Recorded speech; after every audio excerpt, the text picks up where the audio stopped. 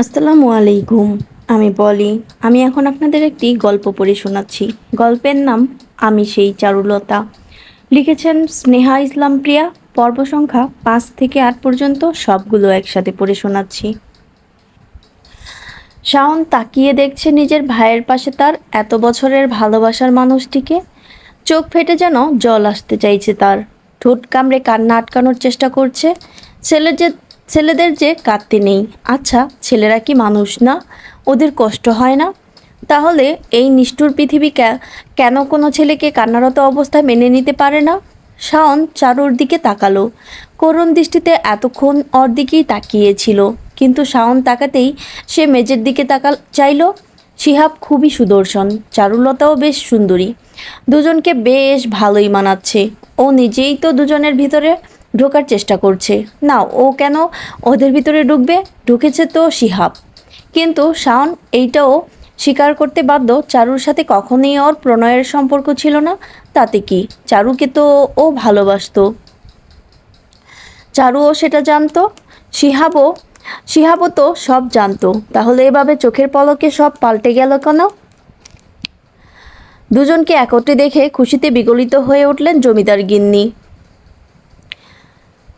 দেখ শাওন, তোর ভাবিরে কি সুন্দর মানাইছে। শাওন একটা ধাক্কা খেলো মায়ের কথায়। তার এতদিনের ভালোবাসার মানুষটিকে এখন কি না তার ভাবি রাখতে হবে? শাওন কোনো রকম মাথা নাড়িয়ে মায়ের কথায় সম্মতি জানালো। চারু একবার নিঃশব্দে তাকালো শাওনের দিকে।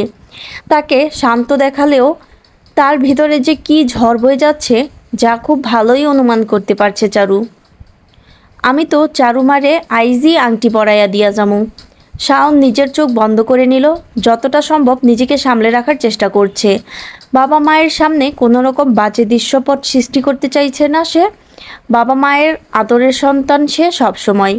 ভাইয়ের ভালোবাসাও কম পায়নি। জমিদারের ছেলে সে, কোনো কিছুরই কমতি নেই তার। ছোট থেকেই বিলাসী জীবনের অভ্যস্ত শাওন।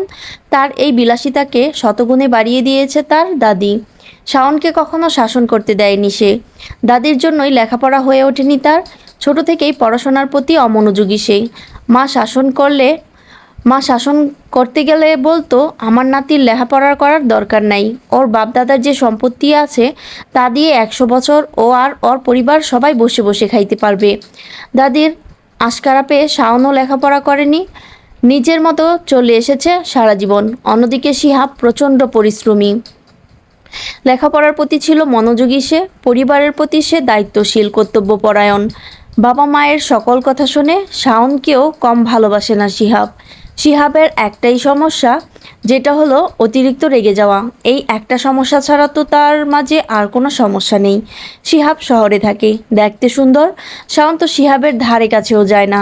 আসলেই চারুর সাথে শিহাবকেই মানায়। ও নিতান্তই বেমানান চারুর সাথে। শাওন, বাপ, আমার ওই থলেতে আমি আংটিটা রাখছি, তোর ভাইয়ের কাছে দে। ও তোর ভাবিরে পরাইয়া দেখ। শাওন কাপা কাপা হাতে আংটিটা বের করলো। আংটিটার দিকে এক দৃষ্টিতে তাকিয়ে রইল সে। আজ হয়তো এই আংটিটা সে পরাতো চারুকে। আচ্ছা, শিহাব কি জানতো ওর বিয়ে চারুর সাথে ঠিক হয়েছে? জানলে কি ও আসতো নিজের ভাইয়ের ভালোবাসার মানুষটির কাছে? কি রে, কি হইল? এমনি তাকায় আসোস কেন আংটির দিকে? পছন্দ হইছে? দেখতো তোর ভাবির হাতে মানাইবো কি না। হ মা, ভাবিরে খুব মানাইবো আংটিটা। তুমি ভাইরে এইটা পরাইয়া দিতে কও। চারু প্রচণ্ড রকম অবাক হলো। একই সাথে শিহাবও। সে এতক্ষণ নিচের দিকে তাকিয়েছিল। নিজের মধ্যে এতটা হীনমন্যতা আগে কখনো কাজ করেনি তার। ওর জন্য কি না ওর মা চারুকে পছন্দ করেছে। চারুকে পছন্দ করলেও হয়তো শিহাব বিনা শর্তে মেনে নিত। কিন্তু শিহাব যেখানে জানে চারুকে তার ছোট ভাই ভালোবাসে, সেখানে সে কিভাবে চারুকে বিয়ে করে? আর এমন কি না আর এখন কি না শাওন চারুকে ভাবি সম্বোধন করছে? কি অদ্ভুত। মা, আমার একটা কাজ মনে পইরা গেল। আমি যাই, তোমরা ভাবিরে আংটি পরানো শেষ কইরা আইসো। তোর আবার কিসের কাজ আছে তুমি বুঝবে না। চুপচাপ বস। তোর ভাইয়ে ভাবিরে আংটি পরাইবো আর তুই থাকবি না? কইলাম তো মা, কাজ আছে। তাছাড়া এখনই তো বিয়া হইতাছে না, বিয়ার সময় থাকলেই হয়। আমি যাই, তুমি আমারে আটকায়ও না। শাওন আর কিছু বলার সুযোগ দিল না জমিদার গিন্নিকে। চুপচাপ উঠে চলে গেল সে। চারু আর শিহাবের যেন তাকিয়ে তাকিয়ে এসব দেখা ছাড়া কিছুই করার ছিল না। দুজনেই বুঝতে পারছে শাওনের এভাবে উঠে যাওয়ার কারণ। শিহাব, চারু মারে আংটিটা পরাইয়া দে বাপ। শিহাব একবার তাকালো নিজের মায়ের দিকে। তার চোখে মুখে উচ্ছ্বাস দেখা যাচ্ছে। এতদিন পরে নিজের পছন্দের ছেলের বউ বাছাই করেছেন তিনি, উচ্ছ্বাস তো থাকবেই। তার মতে সব দিক থেকে পারফেক্ট মেয়ে চারুলতা, আর সেই চারুলতাকেই নিজের বাড়ির বউ করতে চান তিনি। শিহাব সাথে সাথে উঠে দাঁড়ালো। তাকে এভাবে দাঁড়াতে দেখে উপস্থিত সবাই অবাক হয়ে গেল। মা, তোমাকে বলা হয়নি আজ আমার খুব গুরুত্বপূর্ণ একটা কাজ আছে, আমাকে এখনই যেতে হবে। যাইতে হইব মানে? কই যাবি? কাজ আছে, খুব জরুরি, আমি যাচ্ছি। আংটিটা পরাইয়া দিয়া যা। সেসব পরে করা যাবে মা, আমার কাজ খুবই জরুরি। একটা আংটি পরাইতে কতক্ষণ লাগে? এই বিষয়ে আমরা পরে কথা বলি। শিহাব কাউকে কিছু বলার সুযোগ না দিয়ে বাড়ি থেকে বেরিয়ে গেল। পরপর দুই ছেলের এভাবে বেরিয়ে যাওয়া মনোরমা স্বাভাবিকভাবে নিতে পারল না। তার মনের ভাব হয়তো বুঝতে পারলেন জমিদার গিন্নি, তাই সাফাই গাওয়ার জন্য বলল, আসলে আমার পোলারা ব্যস্ত মানুষ, তাই তাড়াহুড়া কইরা যাইতে হইল। আপনারা চিন্তা কইরেন না, চারুমারেই আমি আমার বাড়ির বউ কইরা নিয়া যামু। আমার পছন্দই আমার পোলার পছন্দ। নিজের পোলা বইলা কইতাছি না, ওর মতো পোলা 10 গ্রামে খুঁজাও একটা পাইবেন না পা। জমিদার বাড়ির লোকজন চলে গেছে অনেকক্ষণ। হামিদ বেশ কিছুক্ষণ ধরে নাজিমুদ্দিনের আশেপাশে ঘুরঘুর করছে কিছু বলার জন্য, কিন্তু তার সাহসে কুলোচ্ছে না। সে চারুর বড় ভাই হলেও বয়সে খুব একটা পার্থক্য নেই। হামিদ চারুর চেয়ে মাত্র 4 বছরের বড়। অনেকক্ষণ ঘোরাঘুরি করে কথা বলার সুযোগ পেল খাওয়ার সময়। নাজিমুদ্দিনই ডেকেছে তাকে, আয় বাপ, আমার লগে বইয়া খাইয়া নে। হামিদ এই সুযোগ হাতছাড়া করল না। বাপজানের মন মেজাজ এখন ভালো আছে। খেতে খেতে হামিদ বলল, বাপজান আইজ নাকি চারুরে দেখতে আইছিল? হ, তুই কইছিলি। এই তো এইখানেই। পোলা কেমন? পোলা তো মাশাল্লাহ, লাখে একটা। তোর বইনের ভাগ্য খুইলা যাইব বিয়াটা হইলে। জমিদারের পোলা, নামটাও কি সুন্দর। পোলার বয়স কত? এইবার 30-এ পড়ল। পোলা মানুষের বয়স কোনো ব্যাপারই না। হেইটা লইয়া তুই চিন্তা করিস না, বিয়া হইলে সব ঠিক হইয়া যাইব। বাপজান, আমি তো চারুর বড় ভাই, আমি কি ওর ব্যাপারে কথা কইতে পারি? পারবি না কেন? তুই না কইলে কে কইব? বাপজান, মাস্টার মশাই কয় চারুর মাথার ব্রেন ভালো, ওরে এখন বিয়া না দেওয়াই ভালো। অন্তত ম্যাট্রিকটা পাশ করুক। লেখাপড়া করাইলে মাস্টার টাকা পায়, হেইটার জন্য কইছে লেখাপড়া করাইতে। ওইসব ব্রেন ফ্রেন কিচ্ছু না। মাত্র তো 1 বছর। তাছাড়া ছেলের বয়সও অনেক বেশি। দেহ বাপ, তোমারে আমি অনেক আদর করি। তুমি হইলা গিয়া আমার বংশের প্রদীপ। তুমি আমার কথা আমারে অনুসরণ কইরা চলো, জীবনে সফল হইবা। মাইয়া মানুষ এত লেখাপড়া করাইয়া লাভ নাই। মাথা থেকে এইসব শয়তানি ঝাইরা ফেলো। খাওয়া শেষ করে উঠে গেলেন নাজিমুদ্দিন। হামিদ আর কিছু বলার সুযোগ পেল না। মলিন মুখে গায়ে থাকা গয়না খুলছে চারু। কি হওয়ার ছিল আর কি হয়ে গেল। চারুর এই মলিন মুখ চোখ এড়ালো না মনোরমার। কি হয়েছে চারু? পেঁচার মতো মুখ কইরা বইসা আসস কেন? আমি এখন বিয়া করতে চাই না মা। তুই না কলি ভাগ্যে যা আছে হইব, হঠাৎ মত বদলাইলি। তোমরা যেই ছেলেকে আমার জন্য ঠিক করেছো তাকে আমার পছন্দ হয়নি। মনোরমা ভুরু কুচকে চারুদিকে তাকালো। এটা সত্য, শিহাবের বয়স বেশি, কিন্তু সে মোটেও পছন্দ না হওয়ার মতো ছেলে না। এক দেখায় যে কেউ পছন্দ করতে বাধ্য শিহাবকে। তোর মতিগতির কিছুই বুঝি না আমি। এক মুখে যে কত কথা বলস। পোলা তো ভালোই। চারু একবার মায়ের দিকে তাকালো। মাত্র কয়েক ঘন্টা আগেও মনোরমা চারুর বিয়ের বিষয়ে বিন্দুমাত্র রাজি ছিলেন না। হঠাৎই তার শিহাবকে পছন্দ হয়ে গেল। এর কারণ কি শিহাব সুন্দর বলে? এখন কি সৌন্দর্য দিয়ে পৃথিবীতে সবাইকে বিচার করে? চারুলতা মনোরমাকে একটা দীর্ঘশ্বাস ফেলতে দেখলো। সে নিজেই বলল, তুই তো জানোসই চারু, আমার হাতে আর এখন কিছুই নাই।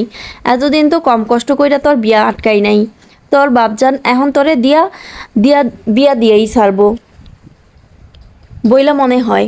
মনোরমা আর কিছু না বলে ঘর থেকে বেরিয়ে গেলেন। কী বা বলার আছে তার? চারু তো জানে সে কতটা অসহায়। চারুর জীবনে একমাত্র আপনজন তার মা।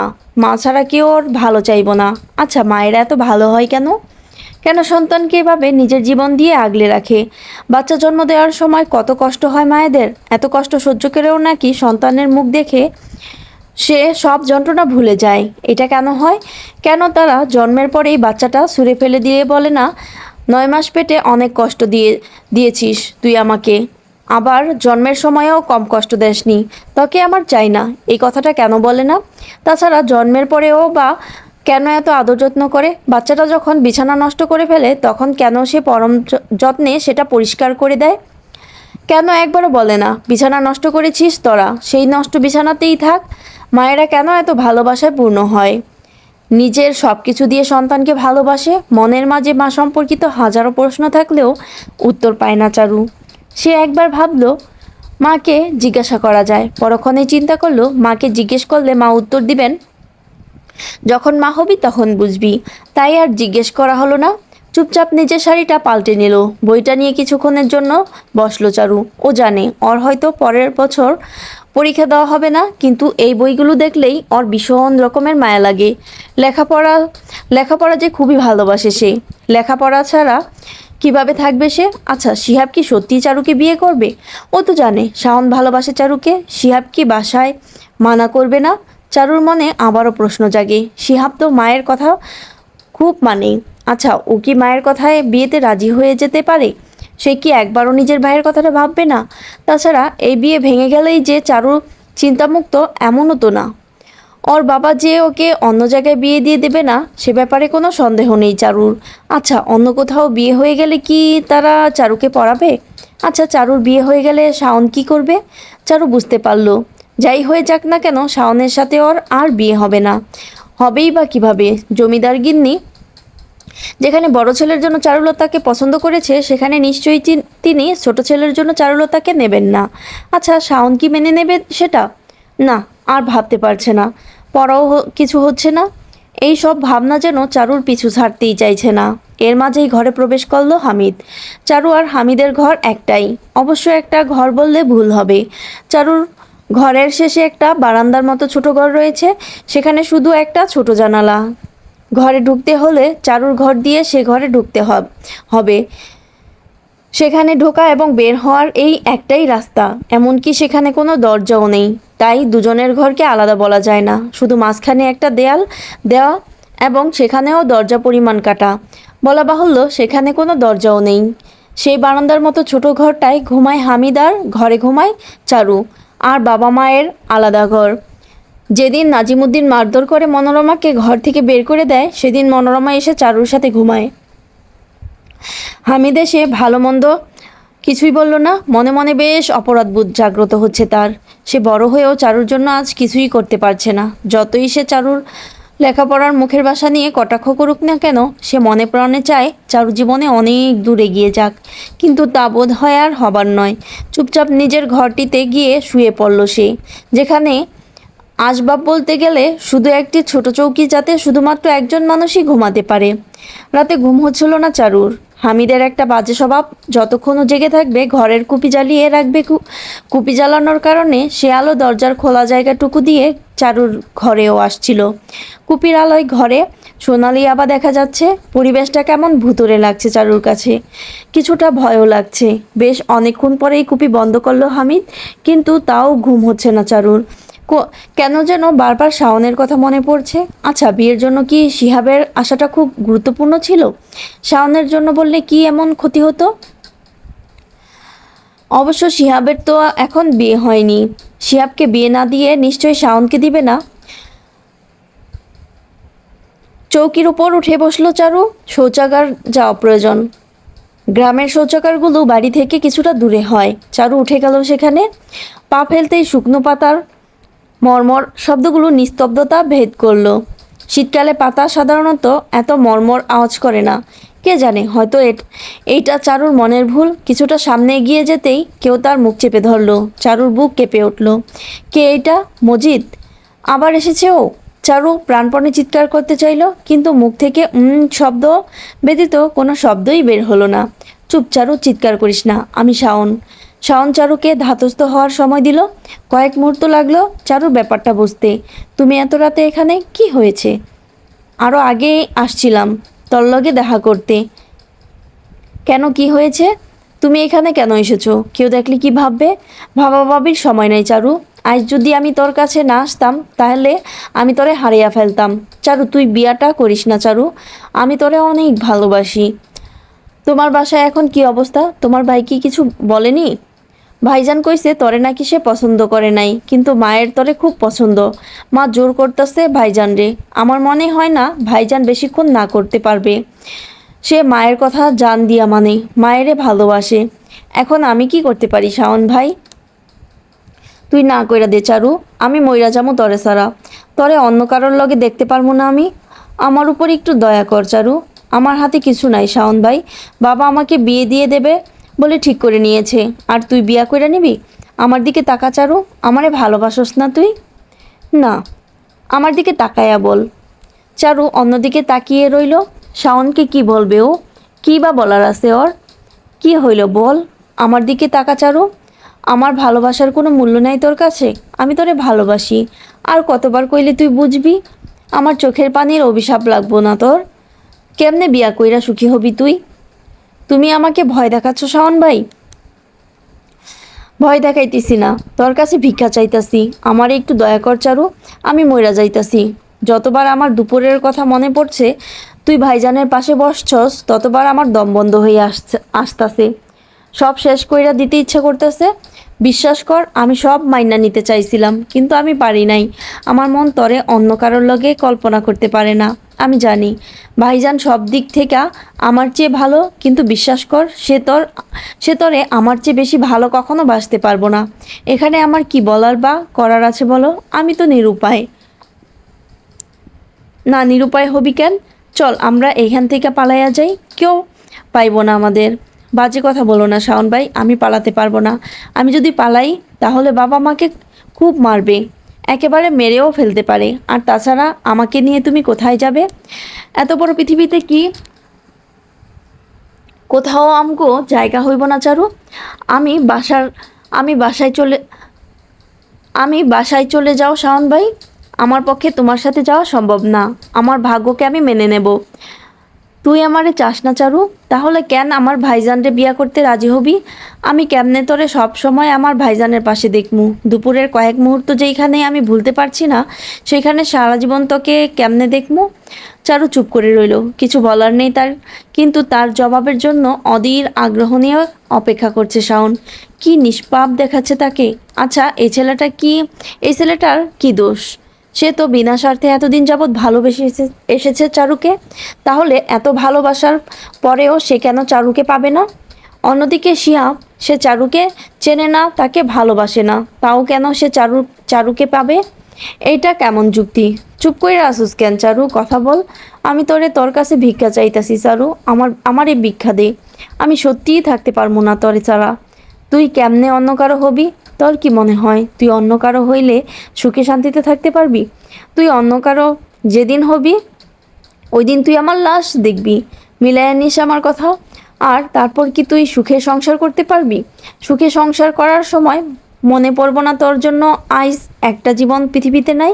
শাওন আর কিছু বলল না, চুপচাপ হেঁটে চলে গেল বহু দূরে। চারুও ফিরে এলো নিজের ঘরে। অদ্ভুত এক বিষণ্ণতা ঘিরে ধরেছে তাকে। ঘরে ঢুকতেই সে হামিদকে দেখতে পেল। এ সময় তার এখানে থাকা উচিত নয়। হামিদ কি কিছু টের পেয়ে গেল? এত রাইতে তুই কই গেছিলি চারু? বা বাথরুমে গেছিলাম। হামিদ আর কিছু বলল না। কলস থেকে পানি ঢেলে খেয়ে আবার নিজের সেই ছোট্ট ঘরটিতে চলে গেল। হামিদ চলে যাওয়ায় চারু একটা স্বস্তির নিঃশ্বাস ফেলল। চুপচাপ বিছানায় শুয়ে পড়ল সে। সকাল ঘুম থেকে হাত মুখ ধুয়ে মায়ের কাছে সাহায্য করছিল চারু। ও ভেবে পায় না মা কিভাবে এত কাজ একা সামলায়। চারুকেও তো খুব বেশি কাজ করতে দেয় না, আর ভারী কাজ একদমই না। মনোরমা চারুকে সকালের নাস্তা বানাতে পাঠিয়ে দিল। কিছুক্ষণের মাঝে নাজিমুদ্দিন আর হামিদ ঘুম থেকে উঠে যাবে। চারু চুপচাপ গিয়ে চুলায় ভাত বসিয়ে দিল। রান্না হওয়ার কিছুক্ষণ পরেই নাজিমুদ্দিন উঠে গেল। না খেয়েই কোথাও একটা চলে গেল সে। খুব একটা প্রয়োজন না হলে সে না খেয়ে বাড়ি থেকে বের হয় না। অবশ্য তার ফিরে আসতেও খুব বেশি সময় লাগলো না। হাতে কিছু প্যাকেট এসে মনোরমাকে ডাকতে শুরু করলো। মুহূর্তের মাঝেই মনোরমা হাজির। তার হাতে প্যাকেটগুলো দিয়ে তাকে কিছু একটা বলল, তারপর চুপচাপ খেতে বসে গেল সে। মনোরমা প্যাকেটগুলো নিয়ে ঘরের ভিতর চলে গেল। এরই মাঝে ঘুম থেকে উঠে গেছে হামিদ। চারু দুজনকেই খাবার বেড়ে দিল। খাবার সময় কারোর মধ্যে বিন্দুমাত্র বাক্য ব্যয় হলো না। খাওয়া শেষে দুজন চলে গেল তার নিজ নিজ গন্তব্যে। আর চারুকে ডেকে নিলেন মনোরমা। কি হয়েছে মা?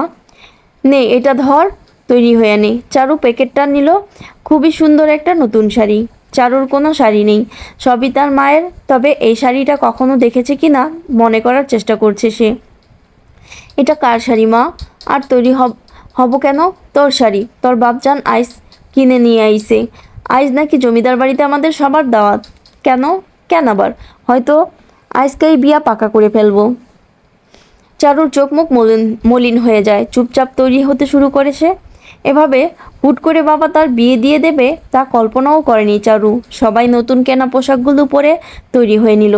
হামিদ অবশ্য যেতে চায়নি। আজ গেলে তার বেতন থেকে 5 টাকা কেটে নেওয়া হবে, কিন্তু নাজিমুদ্দিনের জোরাজুরিতে তাকে যেতেই হবে। নাজিমুদ্দিন একটা গরুর গাড়ি ভাড়া করলো। 5 টাকা ভাড়া। চারুর অবশ্য এসবে কোনো মাথা ব্যথা নেই। তবে এইটা সত্য, দূরে কোথাও যাওয়া না হলে গাড়ির ব্যবহার করে না তারা। জমিদার বাড়িতে হেঁটেই যাওয়া যায়, তাও কেন গাড়ি ভাড়া করলো সেটা বুঝলো না সে। উত্তরটা অবশ্য কিছুক্ষণের মাঝেই পেয়ে গেল। জমিদার বাড়ি যাচ্ছে, খালি হাতে তো আর যাওয়া যায় না। নাজিমুদ্দিন হরেক রকমের জিনিস কিনছে, এতেও কোনো মাথা ব্যথা নেই চারুর। হয়তো সে আগ্রহ নিয়ে দেখছে যদি তার বিয়েটা শাওনের সাথে ঠিক করা হতো। নাজিমুদ্দিন গাড়িতে উঠে আসতেই মনোরমা প্রশ্ন করল, আপনি এত টাকা কই পাইলেন? সেইটা যাই না, তোমার কি কাম? আর চারুর সাজাও নাই কেন? ও বাড়ির সবাই প্রথমবারের মতো চারুরে দেখব। হামিদের মা, তোমার যদি একটু আক্কেল হইতো। মনোরমা কিছু বললেন না, এমনকি বাকি রাস্তাও প্রত্যেকে নিরুত্তর। জমিদার বাড়িতে পৌঁছাতেই তারা দেখলো একেবারে এলাহি কাজকর্ম চলছে এখানে। সবাই এদিক সেদিক ছোটাছুটি করে কোনো না কোনো কাজ করছে। চারুকে দেখেই এগিয়ে এলেন জমিদার গিন্নি, তাদের অন্দরমহল নিয়ে গেলেন। এখানে এসে অবাক হয়ে গেল চারু। বাইরে কি মানুষ দেখেছিল, এখানে তার চেয়েও বেশি মানুষ। এই প্রথম এত বড় একান্নবর্তী পরিবার দেখছে চারু। চারু এতদিন শুধু নিজের ঘরের 4 জন সদস্যকে পরিবার মনে করত। অবশ্য সেটা একক পরিবার। প্রকৃতপক্ষে একান্নবর্তী পরিবার হওয়ার সুযোগ তাদের ছিল না।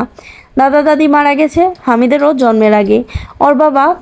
ওর বাবারা 2 ভাই। বছর 7 আগে কাকা কাকিও ডাকাতদের হাতে নিহত হয়েছে। বেঁচে আসে শুধু তাদের এক মেয়ে শেফালি। সেও আবার থাকে তার মামার বাড়িতে। ঘরে অবশ্য আগে এত মানুষ ছিল না। চারু আসছে শুনে সবাই ঘর থেকে বেরিয়ে এসেছে। অনেকের মাঝেই বেশ আভিজাত্য দেখা যাচ্ছে।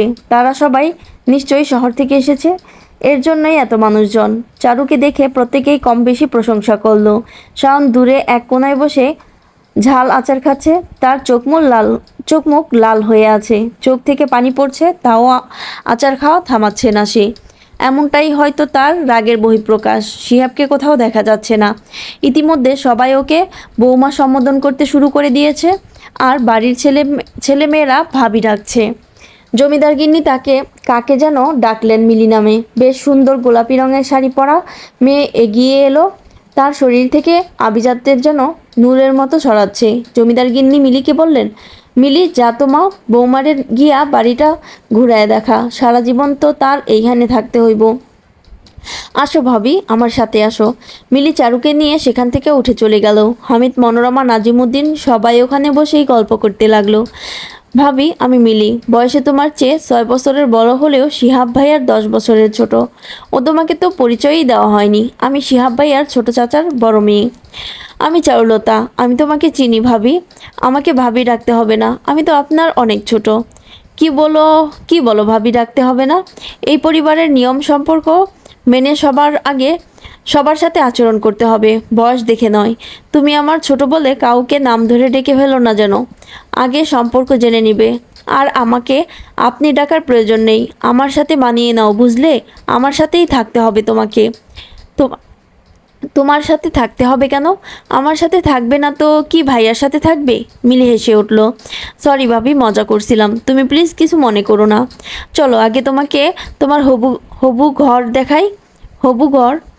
যে ঘরে তুমি পরবর্তীতে থাকবে সেটা হবু ঘর, অর্থাৎ শিহাব ভাইয়ার ঘর। মিলি তাকে একটি ঘরে নিয়ে গেল। বেশ সাজানো গোছানো ঘর। ঘরে শিহাবের একটি সাদা কালো ছবিও দেখা যাচ্ছে। তুমি ঘরটা ঘুরে ঘুরে দেখো, আমি আসছি।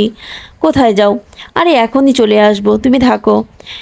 মিলি চলে যেতেই চারু ঘরটা একবার দেখলো। ঘরের সাথে বেশ সুন্দর একটা লাগোয়া বারান্দাও রয়েছে, এমনকি টেবিলেও দেখা যাচ্ছে একটা টেলিফোন। খুব বেশি প্রয়োজন না হলে গ্রামে যে সেখানে কেউ টেলিফোন কেনে না, আর শিহাব নিজের ঘরেই টেলিফোন রেখে দিয়েছে। বাড়িতে নিশ্চয়ই একটা টেলিফোন নেই, তাহলে সেটা শিহাবের ঘরে থাকতো না। এর মাঝেই চারু দরজা বন্ধ করার শব্দ পেতেই চমকে উঠল। সেদিকে ঘুরে তাকাতেই দেখলো দরজা শিহাব বন্ধ করেছে। আপনি কি হলো, আপনি দরজা বন্ধ করলেন কেন? শিহাব ভ্যাবাচাকা খেয়ে গেল চারুর চিৎকারে। ওর চিৎকার শুনেই শিহাব বেশ জোরে একটা ধমক দিল চারুকে। শিহাবের ধমকেই চুপ করে গেল চারু। ও তো আগেই জানে শিহাব খুব রাগী। এই মেয়ে, সমস্যা কি তোমার? চিৎকার করছিলে কেন? আপনি দরজা বন্ধ করলেন কেন? কেউ দেখলে কি ভাববে? দরজা খুলে দিন, মিনমিন করে বলল চারু, যেন গলা থেকে স্বর বের হতে চাইছে না। খুব কষ্টে নিজের সাথে যুদ্ধ করে কথাটা বলল সে। এই, দরজা খুলবে না? তোমার সাথে আমার কথা আছে। যতক্ষণ না অবধি কথা শেষ হয় ততক্ষণ দরজা বন্ধই থাকবে।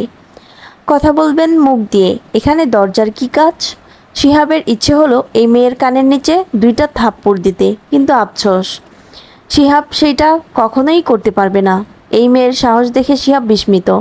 যেখানে শহরের নামি দামি মানুষ শিহাবের সাথে কথা বলতে ভয় পায়, সেখানে এই পুচকে মেয়ে কিনা শিহাবকে আদেশ করছে, তাকে প্রশ্ন করছে, তার কাছে কৈফিয়ত চাইছে। তোমার সাহস দেখে আমি অবাক। তুমি আমাকে বলবে আমার কি করা উচিত, কি করা উচিত নয়? না মানে? কোনো মানে নেই। তোমার সামনে সোফা আছে, চেয়ার আছে, যেখানে খুশি বসে যাও। মিলি আপু এখনই চলে আসবে, আমাকে যেতে হবে। আমি আপনার সাথে পরে কথা বলি। মিলি আসবে না, তাকে আমিই পাঠিয়ে দিয়েছি। যতক্ষণ আমি না বলবো ততক্ষণ সে এখানে আসবে না। আপনি পাঠিয়েছেন, কিন্তু কখন? আর আপনি হঠাৎ করেই ঘরেই বা কীভাবে আসলেন? আমি ঘরেই ছিলাম, মানে বারান্দায় আর কি। সেখান থেকে ইশারায় মিলিকে চলে যেতে বলেছি। সে আসবে কখন? যখন আমি বলবো। কিন্তু আপনি তাকে কিভাবে বলবেন? এই মেয়ে, এক থাপ্পড় দিয়ে তোমার সব দাঁত ফেলে দেব। এত প্রশ্ন করো কেন তুমি? তোমার কাছে ইন্টারভিউ দিতে বসেছি না আমি? তোমাকে আমি কথা বলার জন্য ডেকেছি। আমি যা বলবো তুমি শুধু সেটা শুনবে, একদম পাল্টা প্রশ্ন করবে না। না হলে আমার বারান্দা দেখেছো? এই বারান্দা দিয়ে ছুঁড়ে নিচে ফেলে দেব তোমাকে। দুঃখিত, আমি তো শুধু জিজ্ঞেস করছিলাম। আর করবে না। আর মিলির ঘরে টেলিফোন আছে, সেখানে ফোন করলেই ও চলে আসবে। এখন বুঝেছো? তারও আলাদা টেলিফোন আছে? প্রশ্নটা করেই ভড়কে গেল চারু। শিহাব তাকে প্রশ্ন করতে নিষেধ করেছিল। শিহাবও চোখ রাঙিয়ে চারুর দিকে তাকালো। শিহাবের এভাবে তাকানো দেখে চারুর নিচের দিকে তাকালো। এই শীতেও ঘামছে সে। চারুকে চুপ থাকতে দেখে শিহাব এবার বলা শুরু করলো, আমি ঠিক যা যা প্রশ্ন করব তুমি সরাসরি সেসবের উত্তর দেবে। একটাও উল্টাপাল্টা কথা বললে কিংবা উল্টা প্রশ্ন করলে ছুঁড়ে ওই জানালা দিয়ে নিচে ফেলে দেব তোমাকে আমি। আপনি কি শুধু থাপ্পড় দিয়ে দাঁত ফেলতে আর জানালা দিয়ে ছুঁড়ে ফেলে দিতেই পারেন? শিহাব এই মেয়ের সাহস দেখে অবাক। কোথায় পায় এই মেয়ে এত সাহস? শাওনও কখনো এভাবে ওর সাথে কথা বলার সাহস পায় না। তুমি শাওনকে ভালোবাসো? চারু বিব্রত হয়ে যায়। ও বুঝতে পারে না ওর কি বলা উচিত। যতই হোক শিহাব শাওনের বড় ভাই, ওকে বলা যায় ওর ছোট ভাইকে ও ভালোবাসে। এটা নিঃসন্দেহে অস্বস্তিকর। তবে শিহাবকে দেখে মনে হচ্ছে না ওর কোনো অস্বস্তি হচ্ছে। কি হলো, উত্তর দাও না কেন? আমি জানি শাওন তোমাকে ভালোবাসে, কিন্তু আমার জানা প্রয়োজন তুমি শাওনকে ভালোবাসো কিনা। আপনি জেনে কি করবেন? যদি উত্তর হ্যাঁ হয় তাহলে আমি এই বিয়েটা ভাঙার জন্য সর্বোচ্চ চেষ্টা করব। আর যদি না হয় তাহলে আমি তোমাকে বিয়ে করে নেব। কারণ জীবনে অনেকেই ভালোবাসে, সবাই তার ভালোবাসার মানুষটিকে পায় না। সেই মানুষটিও হয়তো তাকে ভালোবাসে না। একপাক্ষিক ভালোবাসার জন্য শুধু শুধু একটা হয়ে যাওয়া সম্পর্ক ভেঙে দেওয়ার কোনো মানে হয় না। মাকে কষ্ট দেওয়া আমার পক্ষে সম্ভব নয়। আমি মাকে অনেক বোঝানোর চেষ্টা করছি, সেটা আর সম্ভব হচ্ছে না। আপনি খুবই স্বার্থপর আর স্বার্থান্বেষী মানুষ। শুধুমাত্র নিজের আর মায়ের কথাই ভাবলেন, ভাইয়ের কথাটা একবার ভাবলেন না? না ভাবার কোনো কারণ নেই। শাওনকে আমি খুবই ভালোবাসি। অনেক ভেবেচিন্তেই আমি এই সিদ্ধান্ত নিয়েছি। যদি ভালোই বেসে থাকেন তাহলে কিভাবে এই সিদ্ধান্ত আপনি নিতে পারেন? আমি যদি ওকে ভালো নাও বাসি, আপনার কি উচিত আমাকে বিয়ে করা? ও যখন আমাদের বিয়ে দেখবে ওর কষ্ট হবে না? সারা জীবন আমাকে নিজের ভাবি হিসেবে দেখতে কষ্ট হবে না? ও তোমাকে কখনো দেখবে না। যদি তোমার সাথে আমার বিয়ে হয় তাহলে আমি তোমাকে নিয়ে শহরে চলে যাব। আপনি খুবই বাজে একজন মানুষ শাওন ভাইকে বিন্দুমাত্র ভালোবাসেন না আপনি। তুমি নিশ্চয়ই জানো আমরা দুবাই। আমার জন্মের 9 বছর পর শাওনের জন্ম হয়। আমার জন্মের পর মা বাবা অনেক চেয়েছেন আরেকটা বাচ্চা নিতে, কিন্তু পারেননি, আল্লাহ দেননি। কিন্তু কিছু কবিরাজও দেখান, কিন্তু কোনো কাজে দেয়নি। তখন তেমন ভালো ডাক্তার ছিল না বিদায় তারা এক প্রকার আশাই ছেড়ে দিয়েছিলেন। আমিও চাইতাম আমার একটা ছোট ভাই বা বোন আসুক, সেটাও হলো না। আমিও এক সময় আর আমিও এক সময় পর আশা ছেড়ে দেই ভাই বোনের। আর আমরা সবাই যখন সে আশা ছেড়ে দেই তখনই মায়ের প্রেগনেন্সির ব্যাপারে সবাই জানতে পারে। আমার বয়স তখন 8। বেশ খুশি ছিলাম ছোট অতিথির আগমনে। 8 মাসের মাথায় জন্ম হয় শাওনের। তখন থেকেই শাওন সবার আদরের। এত চেষ্টার পর জন্ম হয়েছে শাওনের, সবাই তাকে ভালোবাসে, সেটাই স্বাভাবিক। বাচ্চা থাকার কারণে শাওনের এত ভালোবাসা আমার হিংসার কারণ হওয়ার কথা ছিল, কিন্তু হয়নি, কারণ আমি নিজেও শাওনকে খুব ভালোবাসতাম। আমার আর শাওনের পছন্দ ছোট থেকেই একই রকম। যেটা আমি পছন্দ করতাম সেটা শাওনের পছন্দ হতো, আবার যেটা শাওনের পছন্দ হতো হতো সেটা আমার পছন্দ হতো। তাই বাবা মা যেটাই কিনতেন একই রকম কিনতেন দুটোই। পছন্দ এক হওয়ার পরেও আমাদের মাঝে কখনো কোনো জিনিস নিয়ে ঝগড়া হয়নি। কেন জানো? কারণ যা কিছুই একটা থাকতো আর আমাদের দুজনেই সেটা পছন্দ হতো, আমি সেটা শাওনকে দিয়ে দিতাম। কারণ ছোট থেকেই ওর প্রতি আমার ভালোবাসা একটু বেশি। আর এ কারণেই হয়তো ছোট থেকেই ও আমাকে সম্মান করত। সেই ছোট থেকে আজ অবধি শাওনের সব চাওয়া আমি পূরণ করে এসেছি। এমনকি নিজের অতি পছন্দের সাইকেলটা পর্যন্ত আমি শাওনকে দিয়ে দিয়েছিলাম। এরপর আর একই রকম সাইকেল আমি দ্বিতীয়বার কখনো পাইনি। কিন্তু আমার আক্ষেপ ছিল না। শাওনের হাসি মুখ দেখলেই আমি আমার সাইকেল হারানোর কষ্ট ভুলে যেতাম। আজ অবধি ওর কোনো আবদার যা বাবা মা পূরণ করেনি সেটা আমি পূরণ করে এসেছি। আর এই কারণেই হয়তো শাওনের জীবন এখন এমন। যদি আমরা সবাই শাওনের এই অতিরিক্ত জেদ প্রাধান্য না দিতাম তবে শাওনের জীবন আজ অন্যরকম হতো। এই ছোট্ট গ্রামে পড়ে থাকতে হতো না তাকে। সেও হয়তো লেখাপড়া করে আমাদের মতোই প্রতিষ্ঠিত হতে পারত। যাই হোক, তোমাকে এত কথা বলার কারণ শাওন একদিন আমাকে ফোন করে জানিয়েছিল সে চারুলতা নামের একটা মেয়েকে পছন্দ করে, কিন্তু সমস্যা সে মোটামুটি গরিব ঘরের মেয়ে, আর জমিদার বাড়ির বউ হিসাবে মা কখনো গরিব ঘরের মেয়েকে আনবে না। সেদিন থেকে আমি ধনী পরিবারের মেয়েদের নামে মায়ের কাছে বানিয়ে বানিয়ে অনেক কথা বলতে শুরু করলাম। অর্থাৎ বউয়ের সাথে শাশুড়ির মেলে না, সারাদিন তারা ঝগড়া করে। আবার গরিব পরিবারের মেয়ে সম্পর্কে বললাম তারা শাশুড়িকে খুব মানে, ছেলে বিয়ে করালে গরিব মেয়েই করানো উচিত, আর নিজের গ্রামের মেয়ে হলে আরও ভালো, ইত্যাদি ইত্যাদি। এইভাবে পুরো 1.5 মাস লাগিয়ে আমি মায়ের ব্রেন ওয়াশ করলাম। বলা বাহুল্য আমি তখনও তোমাকে দেখিনি, সব কিছু ঠিকঠাক ছিল। আমি মায়ের ব্রেন ওয়াশ করতে সক্ষম হলেও কিছুটা গন্ডগোল হয়ে যায়। মা শাওনের বিয়ের কথা না ভেবে আমার বিয়ের কথা ভাবতে শুরু করে। ব্যাপারটা জানতে পেরে আমি বেশ অবাক হয়েছিলাম। আমার মাথায় ছিল না আমার বিয়ের আগে মা শাওনের বিয়ে দেবে না। পরে আমি ভাবলাম আমি আগে না হয় বিয়ে করে নেই, তারপর শাওনকে তার পছন্দের মেয়ের সাথে বিয়ে দেয়া যাবে। এমন মনোভাব নিয়েই আমার ঢাকা থেকে গ্রামে আসা। এই অবধি বলে শিহাব একটা দীর্ঘশ্বাস ছাড়লো। চারু বুঝলো না সে থেমে কেন গেল। কি হলো, চুপ করে গেলেন যে? এখন আমি যা বলবো চুপচাপ শুনে যাবে। এরপরের ঘটনা তুমি বেশ অনেকটাই জানো, আরও জানবে, কিন্তু এর মাঝে তুমি কোনো প্রশ্ন তো করা তো দূরে থাক, একটা টু শব্দও করবে না, মনে থাকবে? চারু হ্যাঁ বোধক মাথা নাড়ালো। এবার শিহাব বলতে শুরু করলো, আমি গ্রামে ফিরে আসি প্রায় 10 বছর পর। এই 10 বছর শুধু বড় অনুষ্ঠান ছাড়া আমার গ্রামে আসা হয়নি। আর অনুষ্ঠান এসেও সর্বোচ্চ 2 কি 1 দিন থাকতাম। ফলাফল আমার গ্রাম আমারই অপরিচিত হয়ে গেল। মা যখন আমার বিয়ের কথা ভাবে তখন আমি গ্রামে আসি হাতে 1 মাস সময় নিয়ে। অর্থাৎ এখন যে আমি গ্রামে আছি সেটা শুধুমাত্র 1 মাসের জন্য। এর মধ্যে বিয়ে শেষ করে আমি ঢাকা চলে যাব, এমনই কথা হচ্ছে। আর আমার বউকে 2 থেকে 3 মাসের মধ্যে সেখানে নিয়ে যাব। যাই হোক,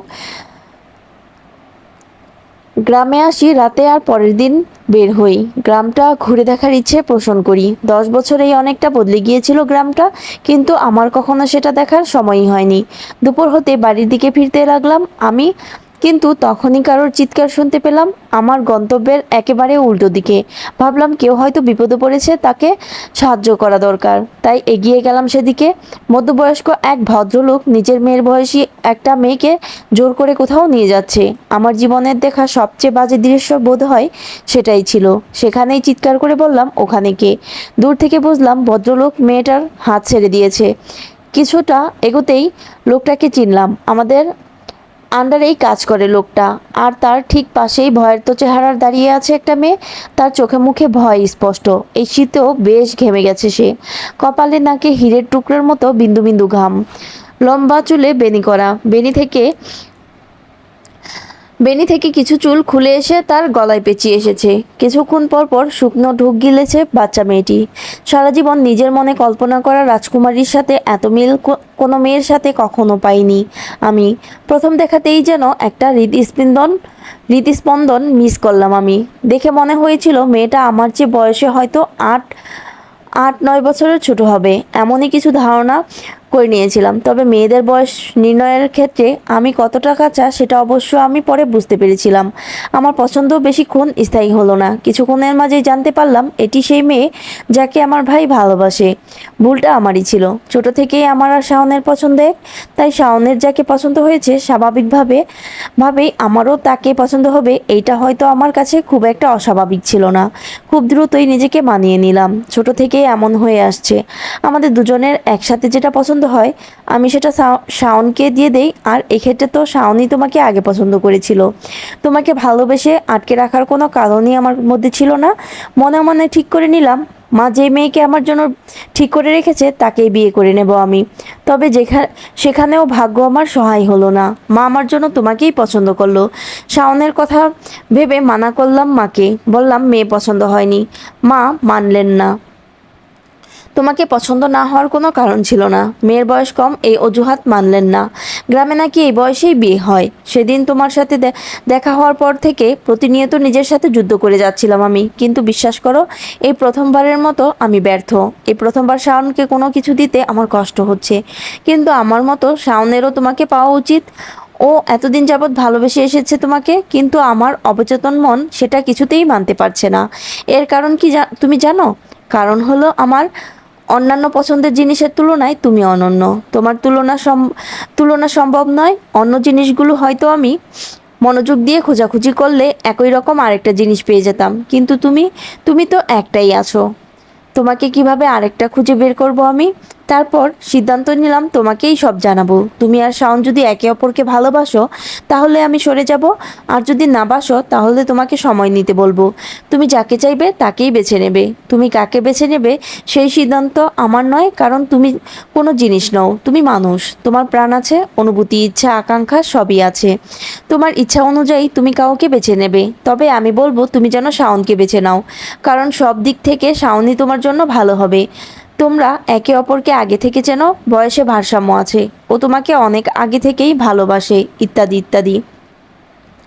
আর তাছাড়া সবচেয়ে বড় কথা, আমি তোমাকে ছাড়া থাকতে পারবো, কিন্তু শাওন পারবে না।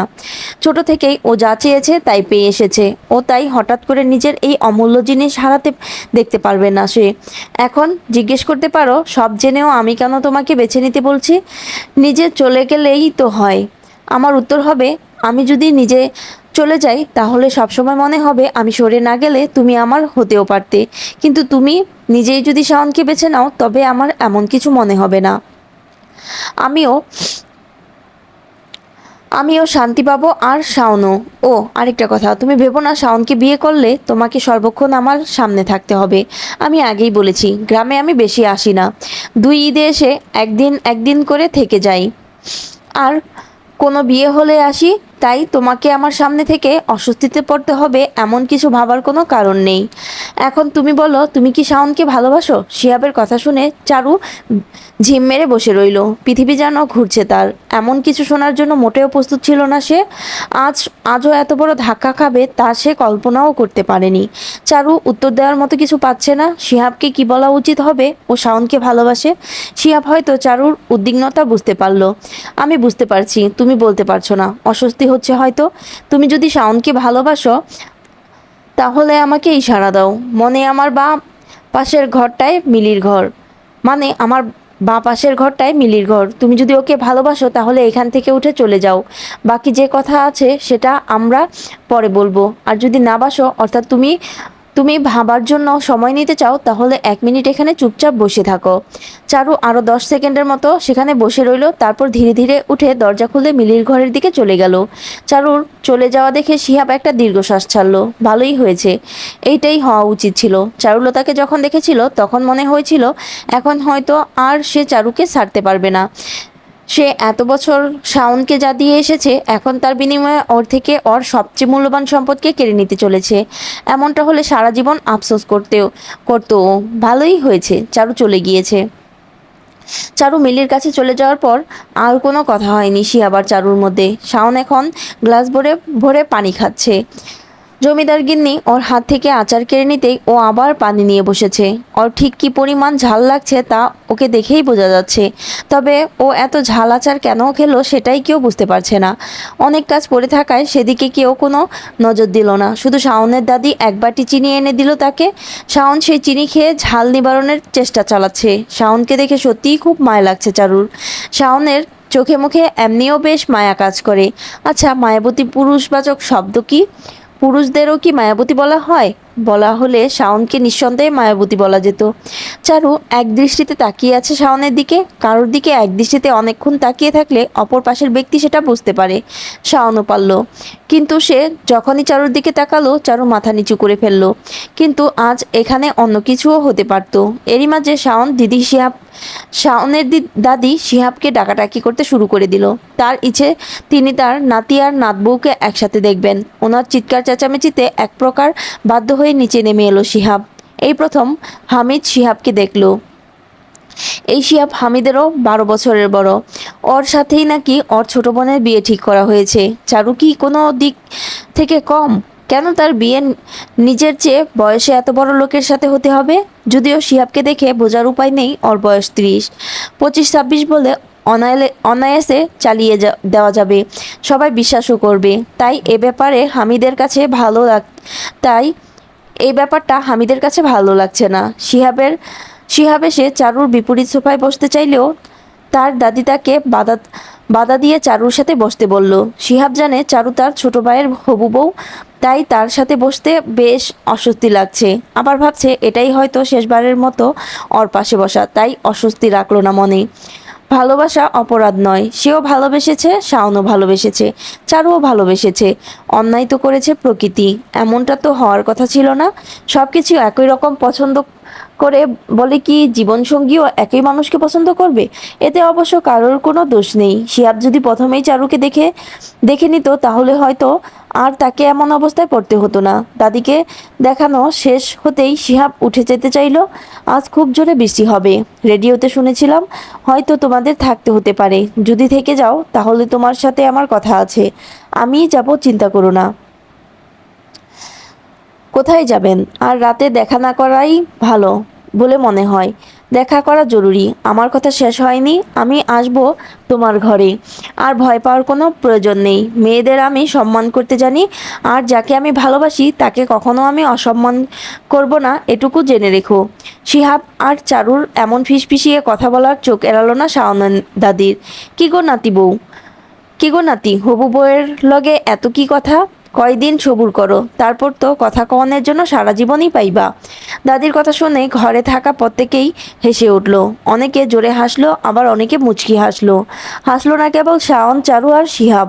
চারু একবার শাওনের দিকে তাকালো। সে অন্যদিকে তাকিয়ে আছে। একবারের জন্যেও ওদের দিকে তাকাচ্ছে না।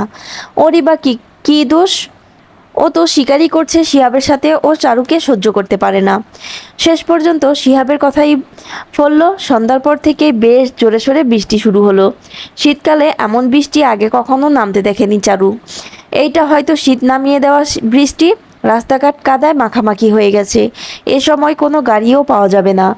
এই বৃষ্টির মাঝে কে ছুটবে নিজের গরুর গাড়ি নিয়ে? বাধ্য হয়ে জমিদার বাড়িতে রাত কাটানোর সিদ্ধান্ত নেন তারা। মনোরমার বেশ অস্বস্তি হচ্ছিল এ বাড়িতে থাকতে, কিন্তু বাড়ির প্রত্যেকের সুন্দর ব্যবহারে বেশিক্ষণ এ অস্বস্তি টিকল না। সবাই তাদের আলাদা যত্ন করছে। ছেলের হবু শ্বশুরবাড়ির মানুষ বলে কথা। নাজিমুদ্দিন আর মনোরমাকে এক ঘরে দেওয়া হলো। হামিদের জন্য এক ঘর আর চারুর জন্য এক ঘর। চারুর ঘরটা শিহাবের ডান পাশে। এই প্রথমবারের মতো একা ঘরে ঘুমাতে যাচ্ছে চারু। যদিও হামিদ অন্য ঘরে থাকে, কিন্তু সেখানে তো কোনো দরজা নেই, তাই তার আলাদা মনে হয় না। কোনো কিছু হলেই সাথে সাথে হামিদকে ডাকা যাবে, কিন্তু এখানে সে একদম একা। খাওয়া দাওয়া শেষ করে রাত 8টার মধ্যেই ঘুমাতে চলে গেল সবাই। বাইরে এখনও ঝুম বৃষ্টি হয়ে চলছে। চারু ঘরে ঢুকতেই বেশ বড় একটা খাট দেখতে পেল। সে চৌকিতে ঘুমায়। কে জানে খাটে ঘুম আসবে কি না। আবার বেশ নরম একটা কম্বল দেওয়া হয়েছে তাকে। চারু কোনো রকমে শুয়ে পড়ল। তার মনে হচ্ছিল এই নতুন পরিবেশ একটুও ঘুম হবে না তার, কিন্তু তার ভাবনা সম্পূর্ণ ভুল করে ঘুমরাজ খুব দ্রুতই তার চোখে অবস্থান করলেন। অপরদিকে শিহাবের যে তার ঘরে আসার কথা সেটা বেমালুম ভুলে গেল সে। কিছুক্ষণের মাঝেই কিছু আওয়াজ শুনে ঘুম ভেঙে যায় চারুর। দেয়ালে পেন্টিংয়ের পেছন থেকে আওয়াজ আসছে। চারু উঠে বসলো। কিছুক্ষণের মধ্যেই পেন্টিংটা জানালার মতো খুলে কেউ ভেতরে ঢুকলো। চারু হতভম্বের মতো সেদিকে তাকিয়ে রইল। এতক্ষণে ঘুম রাস্তার চোখ থেকে পালিয়েছে। আপনি ছবির ভিতর থেকে কিভাবে এলেন? গুপ্ত দরজা, সেখান থেকে ঢুকতে ঢুকতে জবাব দিল শিহাব। ঢুকেই চারুকে কিছু বলতে যাবে, তারপরেই অন্যদিকে ঘুরে গেল সে। গুপ্ত দরজা কেন? এই জমিদার বাড়ি অনেক আগে বানানো হয়েছে, আর শত্রুপক্ষের থেকে বাঁচার জন্য গুপ্ত দরজাও লাগানো হয়েছে। একটা বিশেষ চাবির মাধ্যমে ওই দরজা খোলে। এইটা অবশ্য আমি আর বাবা ছাড়া এখন কেউ জানে না। পরে আবার আমি আর শাওন, তার আমাদের পরের জেনারেশন এভাবে এগোতে থাকবে আর কি। চারু খেয়াল করলো কথাটা বলার সময় শিহাব বিন্দুমাত্র তার দিকে তাকালো না। আপনি ওদিকে তাকিয়ে আছেন কেন? নিজের দিকে তাকাও, তাহলেই বুঝবে। শিহাবের কথা বুঝতে না পেরে চারু নিজের দিকে তাকালো। অবাক হয়ে খেয়াল করলো তার শরীরে ওড়না নেই। হায় আল্লাহ, ও শিহাবের সামনে এভাবে বসে আছে। ছি! চারু তাড়াতাড়ি নিজের ওড়না গায়ে জড়িয়ে নিল। আপনি আমাকে আগে বলেননি কেন? তুমি যেটা নাওনি আমি সেটার নাম ভুলে গিয়েছিলাম, সেটাই মনে করার চেষ্টা করছিলাম। চারু অবাক হয়ে বসে রইল। শিহাব কিনা ওড়নার নাম ভুলে গিয়েছিল? অবশ্য অবাক হওয়ার কিছু নেই, শিহাব তো আর ওড়না পরে না। তো যেইটা বলতে এসেছি সরাসরি বলি, এখানে বেশিক্ষণ থাকতে পারবো না আমি। আমি আমি বিয়ে ভেঙে দেব, এর জন্য আমার তোমার সাহায্য চাই। আমি আপনাকে সাহায্য করতে পারবো না, যা করার আপনাকেই করতে হবে। কেন সাহায্য কেন করতে পারবে না? বাবা যদি জানতে পারে আমার মাকে মেরে ফেলবে। মা ছাড়া এই দুনিয়ায় আমার আর কেউ নেই।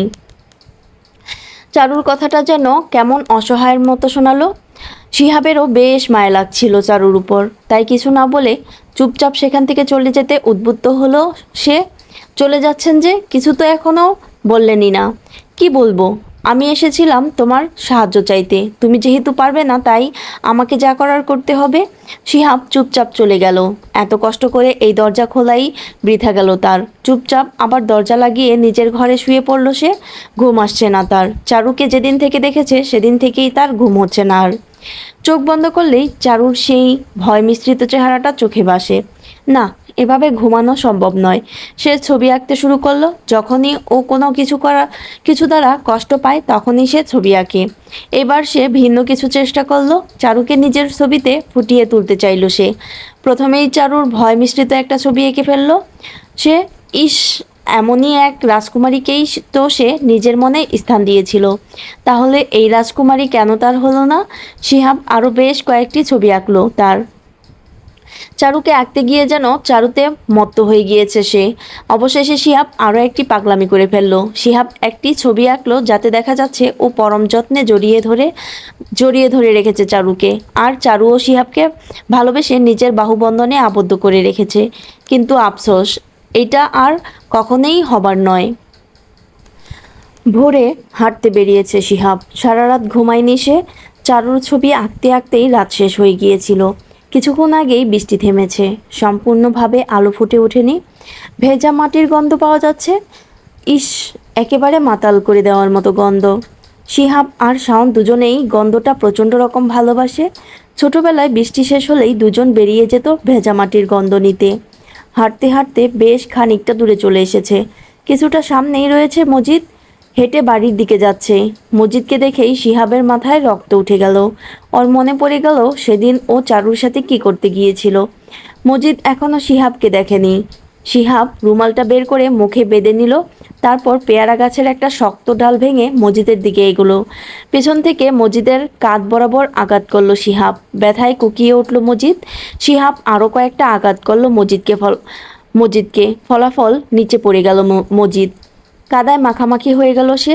বিভিন্ন জায়গায় এলোপাথারি মারতে শুরু করলো। ইতিমধ্যেই ভোরের আলো কিছুটা ফুটে উঠেছে। সেই আলোতে শিহাব মজিদের হাত দুটো দেখল। কোন হাত দিয়ে সে চারুকে ছুঁয়েছিল এইটা মনে করতে পারল না সে, তাই দুই হাতেই এলোপাথারি আঘাত করে চলেছে। কিছুক্ষণের মধ্যেই শিহাব বুঝতে পারল মজিদের হাত দুটো ভেঙে গেছে। এইবার সে শান্ত হলো। একে বেশি কিছু করা যাবে না, যতটুকু শিক্ষা দিয়েছে ততটুকুই এখনকার জন্য যথেষ্ট। তবে মজিদকে হুমকি দিতে শিহাব ভুলল না। মুখে রুমাল বাঁধা, মজিদ এখন তাকে চিনবে না। আমার চারুলতার দিকে আর একদিন যদি হাত বাড়াবি তো এইবার তো শুধু হাত ভেঙেছি, পরের বার হাত কেটে রেখে দেব। ছাদের উপর দাঁড়িয়েছিল শাওন। মনটা ভীষণ রকমের বিক্ষিপ্ত তার। কিছুতেই শিহাবের সাথে চারুকে সহ্য হচ্ছে না তার।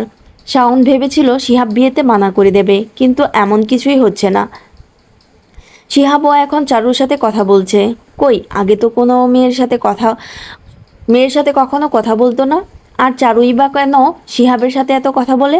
আচ্ছা, শিহাবও কি চারুকে পছন্দ করে? অসম্ভব কিছু তো নয় এটা। ছোটবেলা থেকেই এমন হয়ে আসছে, দুজনেরই পছন্দ এক, কিন্তু প্রতিবার তো শিহাব কাঙ্ক্ষিত বস্তুটি শাওনকে দিয়ে দেয়। ও যদি সত্যিই চারুকে পছন্দ করে তাহলে কি চারুকে দেবে না? যদিও চারুকে সেসব জিনিসের সাথে তুলনা করা যায় না। চারু এক অমূল্য রতন। সে অমূল্য। হিরে চেনা কোনো জহুরিকে তাকে ছাড়তে চাইবে না। হিরে চেনা কোনো জহুরি তাকে ছাড়তে চাইবে না, কিন্তু শিহাব তো বলতো শাওনের জন্য ও নিজের জীবনটাও দিতে পারে। না, কিছুই ভালো লাগছে না। চারুকে না পেলে সে নিশ্চিত মরে যাবে। নিজের জীবনের চেয়েও বেশি ভালোবেসে ফেলেছে সে চারুকে। শাওন বেরিয়ে এলো বাড়ি থেকে। ভালো লাগছে না সেখানে, কেমন দম বন্ধ করা পরিবেশ। আজ চারু তার এত কাছে, কিন্তু কাছে থেকেও প্রচণ্ড রকমের দূরে লাগছে। নরম ঘাসের উপর দিয়ে হেঁটে যাচ্ছে শাওন। হঠাৎই কারোর চিৎকারে চমকে উঠল সে। কেউ একজন জোরে জোরে চিৎকার করছে। কিন্তু এই টাকা ভোরে বৃষ্টির দিনে কে এত সকালে উঠেছে? গ্রামের মানুষ আরও আধা ঘন্টা পরে জাগ্রত হবে, প্রতিদিন তো এমনই হয়। শাওন এগিয়ে গেল সেদিকে। একজন ব্যক্তি এলোপাথারি মেরে চলছে একজন মধ্যবয়স্ক মানুষকে। রুমাল বাঁধা অবস্থায়ও মানুষটিকে চিনতে দেরি হয়নি শাওনের। শিহাব এভাবে নির্বিকারে কোনো মানুষকে মারছে? লোকটি অচেতন হয়ে পড়ে আছে। ভাইজান! শিহাব হকচকিয়ে গেল কারো আগমনে। পিছনে তাকিয়ে দেখলো শাওন। শাওন এত সকালে? ও তো কখনো এত সকালে ঘুম থেকে ওঠে না। শিহাব জানতেও পারল না তার ঘুম কাতুরে ভাইটার চারুকে হারাবার ভয়ে চোখে এখন আর ঘুম আসে না। সেও তার মতোই সারা রাত জেগেই সকালে হাঁটতে বেরিয়েছে। বড্ড ভয় হয় তার। সে ঘুমিয়ে গেলেই চারুকে হারিয়ে ফেলবে সে। বড্ড ভয়। তুমি এই লোকটাকে মারতাছো কেন ভাইজান? শিহাব মোটেও ঘাবড়ালো না, খুবই সতর্কভাবে উত্তর দিল। এই লোকটা চারুকে বাজেভাবে ছোঁয়ার চেষ্টা করেছিল। আমি চলে আসায় আর সেটা করতে পারিনি। আজ লোকটাকে দেখেই রাগ উঠে গেল। যতই হোক, চারুলতা তোর বউ হবে কিছুদিন পরে। তোর জিনিসে কেউ হাত দেবে আর ভাই হয়ে আমি কি সেটা চেয়ে চেয়ে দেখব? শাওনের কানে আর কোনো কথা ঢুকলো না। বারবার কানে বাজছে সে চারুকে বাজেভাবে ছোঁয়ার চেষ্টা করেছিল। শাওন হাতে একটা ইটের অর্ধভাঙ্গা টুকরো তুলে নিল। এই লোকের বেঁচে থাকার কোনো অধিকার নেই। সকাল হতেই ঘুম ভেঙে গিয়েছে চারুর। তবে ঘর থেকে বের হতেই বুঝলো সে অনেক দেরি করে ফেলেছে। বাসার বেশিরভাগ মানুষই ইতিমধ্যে উঠে গেছে, এমনকি নাজিমুদ্দিন আর মনোরমাও। তবে হামিদকে কোথাও দেখা যাচ্ছে না। সম্ভবত সে এখনও ঘুম থেকে ওঠেনি।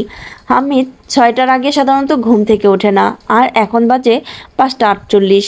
এখনও 15 মিনিটের মতো ঘুমানোর কথা হামিদের। চারু নিচে না নেমেই মনোরমার পাশে গিয়ে বসলো। চারুকে দেখে জমিদার গিন্নি বলে উঠল, ঘুম থেকে উঠা পড়ছো? কেমন ঘুম হইল? কোনো অসুবিধা হয় নাই তো? জি না, খুব ভালো ঘুম হয়েছে। জমিদার গিন্নি একটু হাসলেন। তার হাতে অনেকগুলো জিনিসপত্র, একা টেনে নিতে বেশ বেগ পেতে হচ্ছে তার। নাজিমুদ্দিন বলে উঠল, যা গিয়ে ওনারে সাহায্য কর, উনি খুশি হইব। এই বাড়ির বউ হবি দেখা অল অলসের মতো বইয়া থাকিস না। নাজিমুদ্দিনের কথায় উঠে দাঁড়ালো চারু। ঠিকই তো বলেছে, ভদ্রমহিলা কত কাজ করে যাচ্ছে, আর ও এখানে মহারানীর মতো চুপচাপ বসে আছে। শিহাবের বউ না হোক, শাওনের বউ তো হবে। নিজের হবু শাশুড়িকে সাহায্য করা উচিত। আমাকে দিন, আমি সাহায্য করছি। ওমা, তুমি করবা কেন? তুমি এখন মেহমান, যাও গিয়া বসো। জমিদার গিন্নির কথা শুনে শাওনের দাদি বলে উঠল, বউ, ওরে মানা কইরো না, ও তো আমাদের বাড়ির বউই হইব।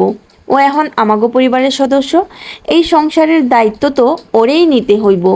বাড়ির বড় বউ হইব বলে কথা, এখনই করুক, সব আগে থেকে বুঝে নিব।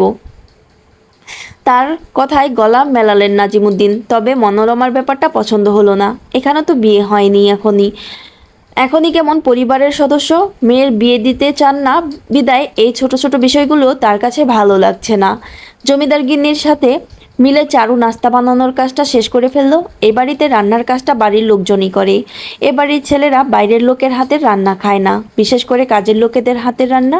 শিহাব নিচে নাস্তা করতে এলো না, তাই জমিদার গিন্নি ওর খাবার একটা ট্রেতে সাজিয়ে চারুকে বলল ওদের ওদের ওকে দিয়ে আসতে। চারু মাথা নাড়িয়ে সম্মতি জানালো। চারু শিহাবের ঘরে গেল। কী সব ফাইলপত্র ঘাটাঘাটি করছে সে।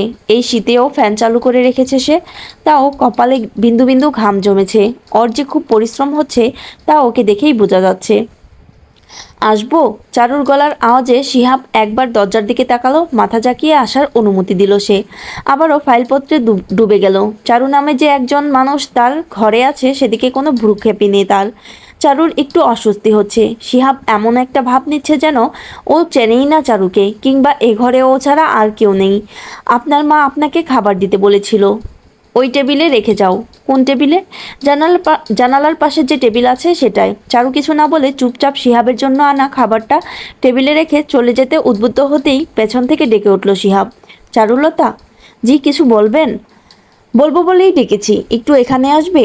চারু শিহাবের কিছুটা সামনে এগিয়ে গেল। শিহাব ব্যাগ থেকে কোনো একটা প্যাকেট বের করে চারুর হাতে দিয়ে বলল, শুভ জন্মদিন। জীবনের 15টা বসন্ত যেমনই কাটুক না কেন, জীবনের বাকি সময়টা যেন সুন্দর হয়, সেই দোয়াই করি।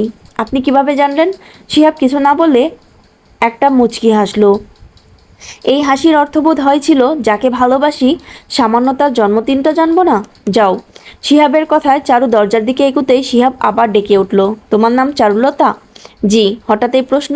তেমন কিছু না। আমি কি তোমাকে স্বর্ণলতা বলে ডাকতে পারি? কেন? এমনি ডাকতে ইচ্ছে হলো।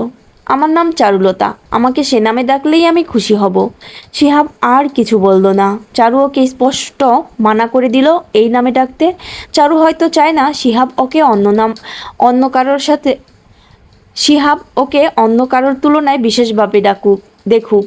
শিহাব আবার নিজের কাজে মনোযোগ দিল, যেন কিছুই হয়নি। ফাইলগুলো নিয়ে চারুকে পাশ কাটিয়ে চলে গেল সে, যেন এখানে কেউই নেই। চারু কিছু একটা মনে করে গেল না।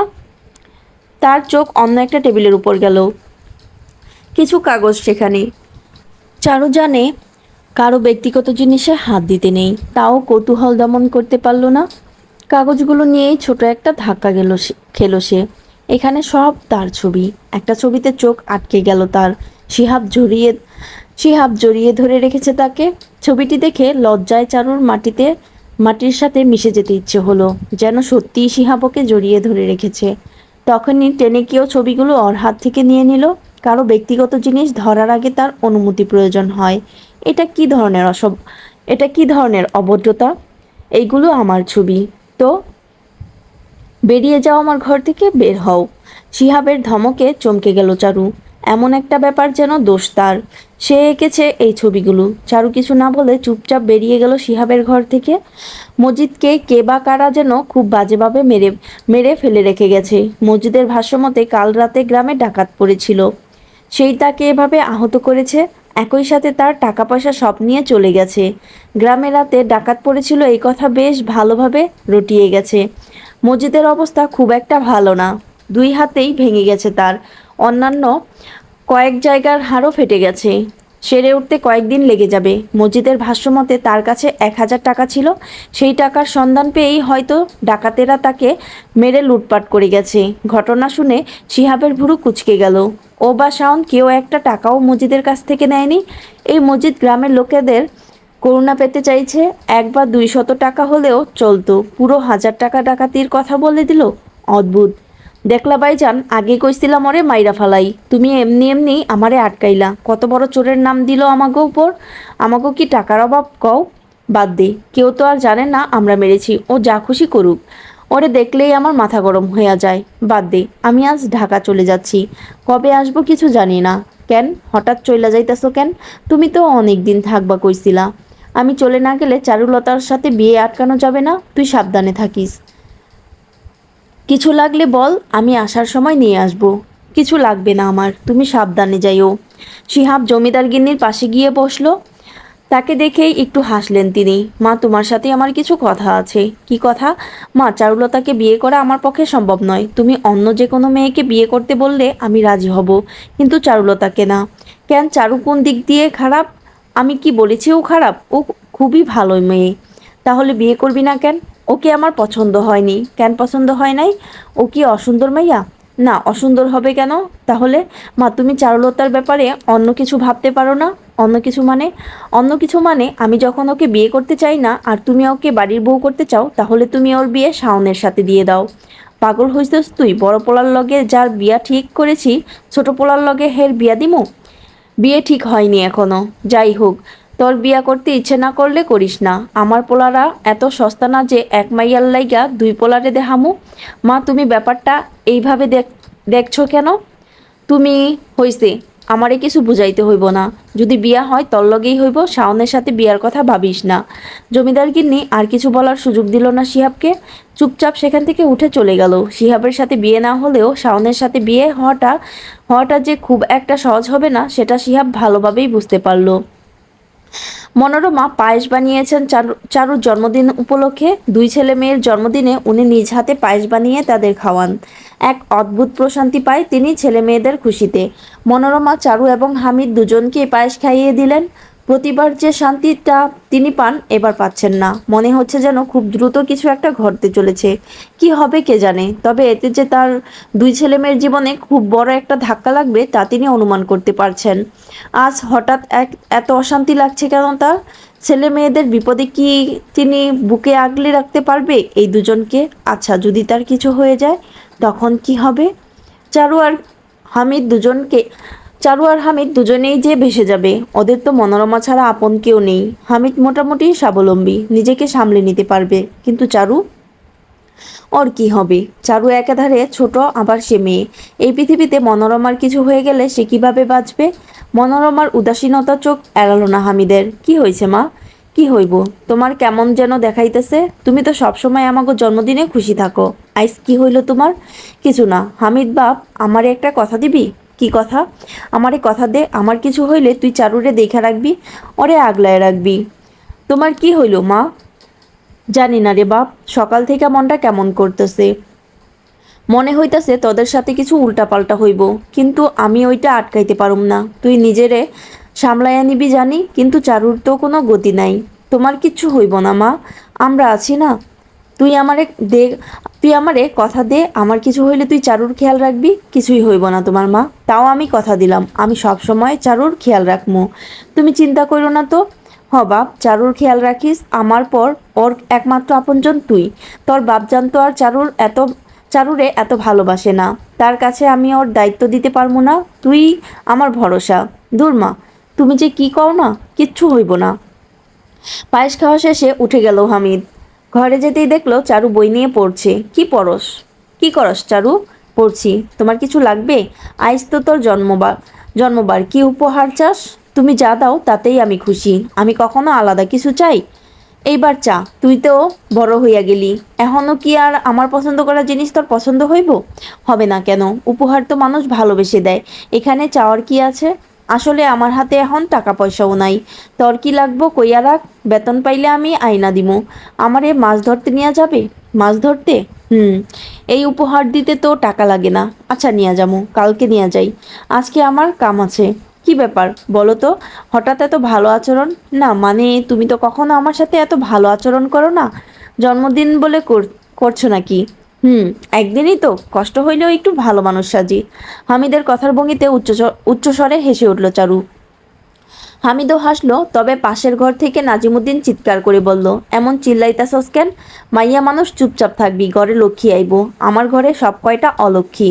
নাজিমুদ্দিনের কথায় মন খারাপ হয়ে গেল চারুর। হামিদও লক্ষ্য করলো সেইটা, তাই তার মন ভালো করার জন্য বলল, মন খারাপ করিস না।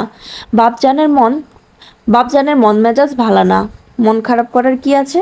সহ্য হয়ে গেছে আমার, কিন্তু সে আমাকে আজকের দিনেও বকবে সেটা ভাবিনি। হামিদ আর কিছু বলল না, তৈরি হয়ে তার কাজের উদ্দেশ্যে চলে গেল। মাঝে মাঝে নাজিমুদ্দিনের কিছু কিছু কথা তার খুব খারাপ লাগে। আজকের দিনেও চারুকে বকা কি খুব বেশি দরকার ছিল? চারুর সাথে তার কোনো কালেই মেলে না, কিন্তু ওর জন্মদিনে তো হামিদ সবসময় ওর সাথে ভালো আচরণ করে। এতে মেয়েটার মন ভালো হয়ে যায়। মিথ্যেই হোক, নাজিমুদ্দিন কি একবার চারুর সাথে ভালো আচরণ করতে পারে না?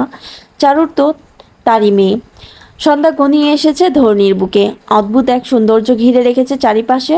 সবাই দ্রুত ঘরে ফেরার চেষ্টা করছে। সন্ধ্যার সময়টা নাকি তেনাদের খুব প্রিয়, তাই কেউই এই সময়ে বাহিরে থাকতে চায় না। তাছাড়া যত দ্রুত ঘরে ফিরবে ততই মঙ্গল। চারু উঠোনে গিয়ে বসলো।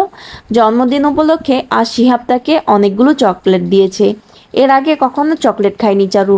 তাছাড়া দেখেও মনে হচ্ছিল ওগুলো খুব দামি। কে জানে শিহাব এগুলো এই গ্রামে কোথায় পেয়েছে? হয়তো শহর থেকে আসার সময়ই এনেছে।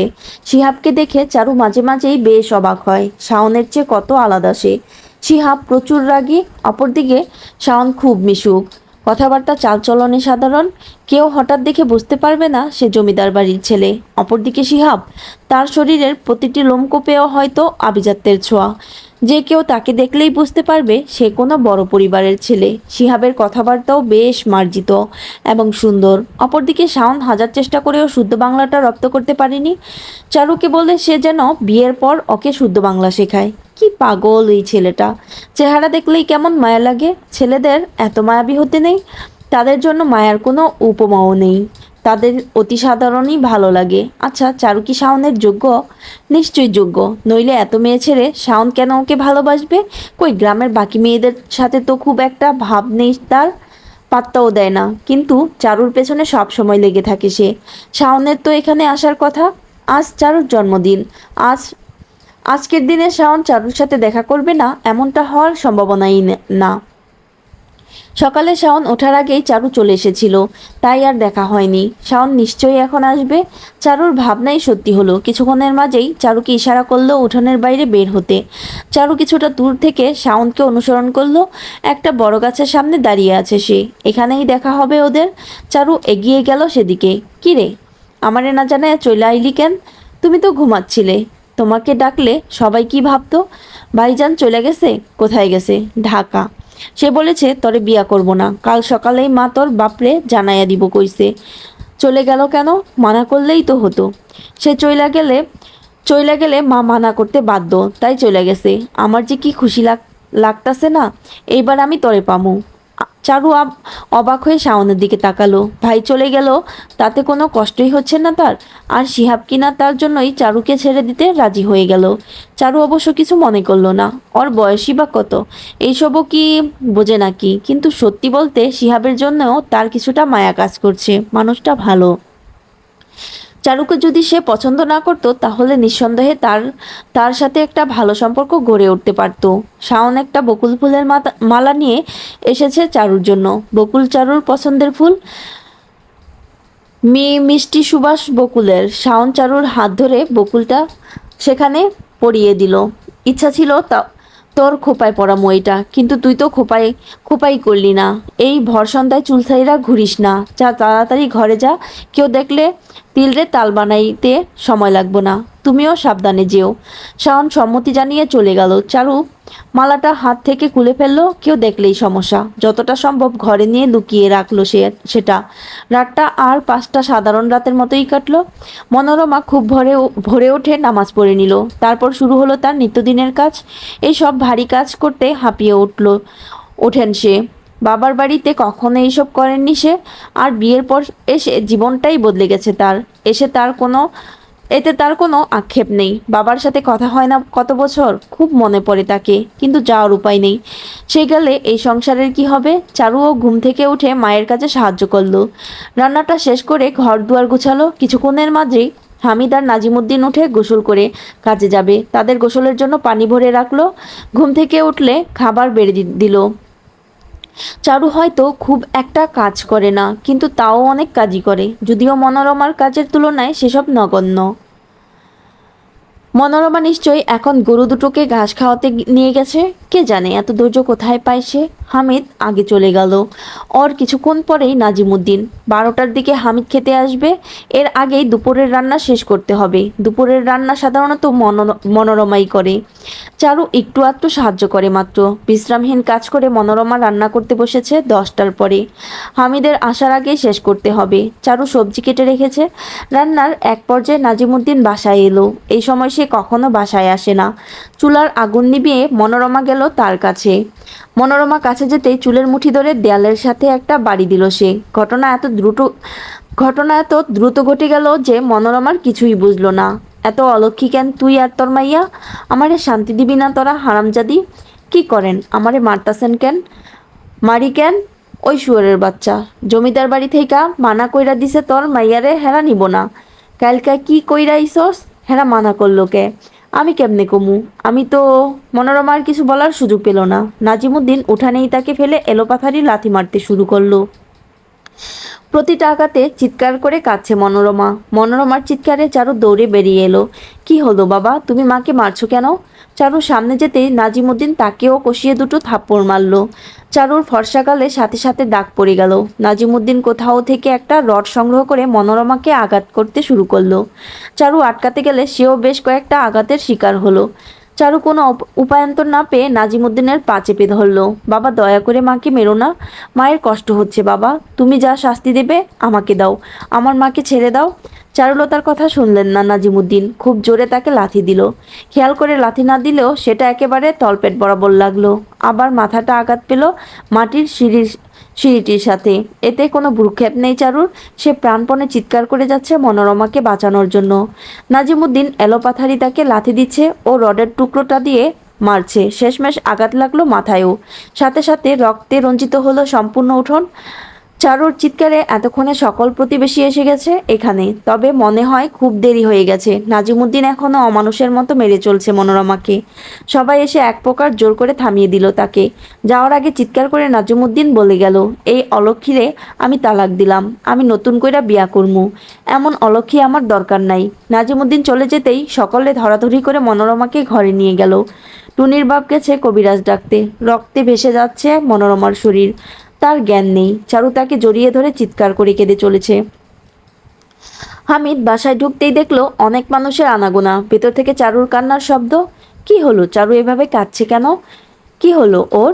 হামিদ দৌড়ে ভিতরে ঢুকলো। চারুর কিছুই হয়নি। বিছানায় শুয়ে আছে মনোরমা। তার রক্তে বালিশ ভিজে আছে। এদিকে সেদিকে ছড়িয়ে আছে রক্ত। হামিদ দৌড়ে ছুটে গেল মনোরমার কাছে। মা, কি হয়েছে তোমার? মা, মা কথা বলো না কেন? তুমি দেখো না আমার মা কথা বলে না। কিছু করো না। হামিদ ছুটে গিয়ে এক গ্লাস পানি নিয়ে এলো। পানি দিয়ে সে মনোরমার জ্ঞান ফেরানোর চেষ্টা চালাচ্ছে। কিছুক্ষণের মাঝেই হালকা একটু চোখ খুললেন মনোরমা। মা, তুমি ঠিক আছো তো মা? মনোরমা কিছু না বলে ইশারায় হামিদকে নিজের কাছে ডাকলেন। হামিদ এগিয়ে যেতেই কাঁপা কাঁপা ঠোঁটে ঠোঁটে বলে উঠলেন, তুই ছাড়া চারুর আর কেউ নাই। ওর খেয়াল রাখিস বাপ। হামিদ চিৎকার করে কেঁদে উঠল। মা, তোমার কিছু হইব না মা। আমি তোমারে ডাক্তারের কাছে নিয়ে যাবো মা। মনোরমা কিছু না বলে চারুকে ইশারায় নিজের কাছে ডাকলেন। হামিদের দিকে খেয়াল রাখিস মা। তুই ছাড়া ওর আর কেউ নাই। চারু কিছু একটা বলতে যাচ্ছিল। মনোরমা তাকে কিছু বলতে নিষেধ করলো। এক হাতে চারুকে এবং অন্য হাতে হামিদকে জড়িয়ে ধরলো শেষবারের মতো। সন্তানদের বুকের মাঝে আগলে রেখেই শেষ নিঃশ্বাস ত্যাগ করলেন তিনি। মনোরমা চোখ বন্ধ করতেই চিৎকার করে কেঁদে উঠল চারু। একই সাথে জ্ঞান হারালো। হামিদও ওর মায়ের হাত ধরে তাকে ডাকতে শুরু করলো। মা, ও মা, ওঠো মা।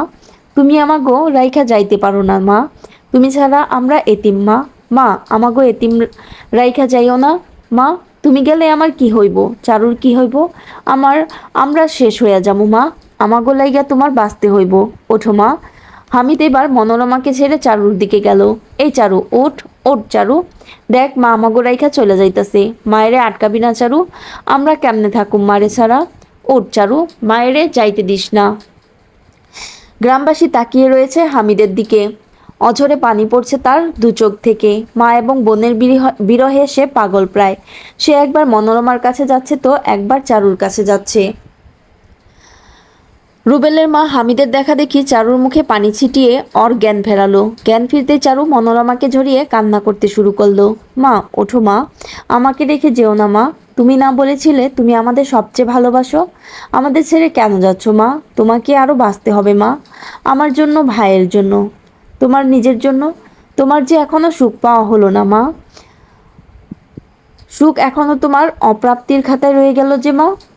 না, মনোরমা উঠল না। চারু হামিদের হৃদয়ে নাড়ানো কষ্ট মনোরমাকে উঠাতে পারল না। মাথায় পরপর একই জায়গায় বেশ কয়েকবার আঘাত লেগেছে, তাই তার প্রাণ পাখি উড়াল দিয়েছে।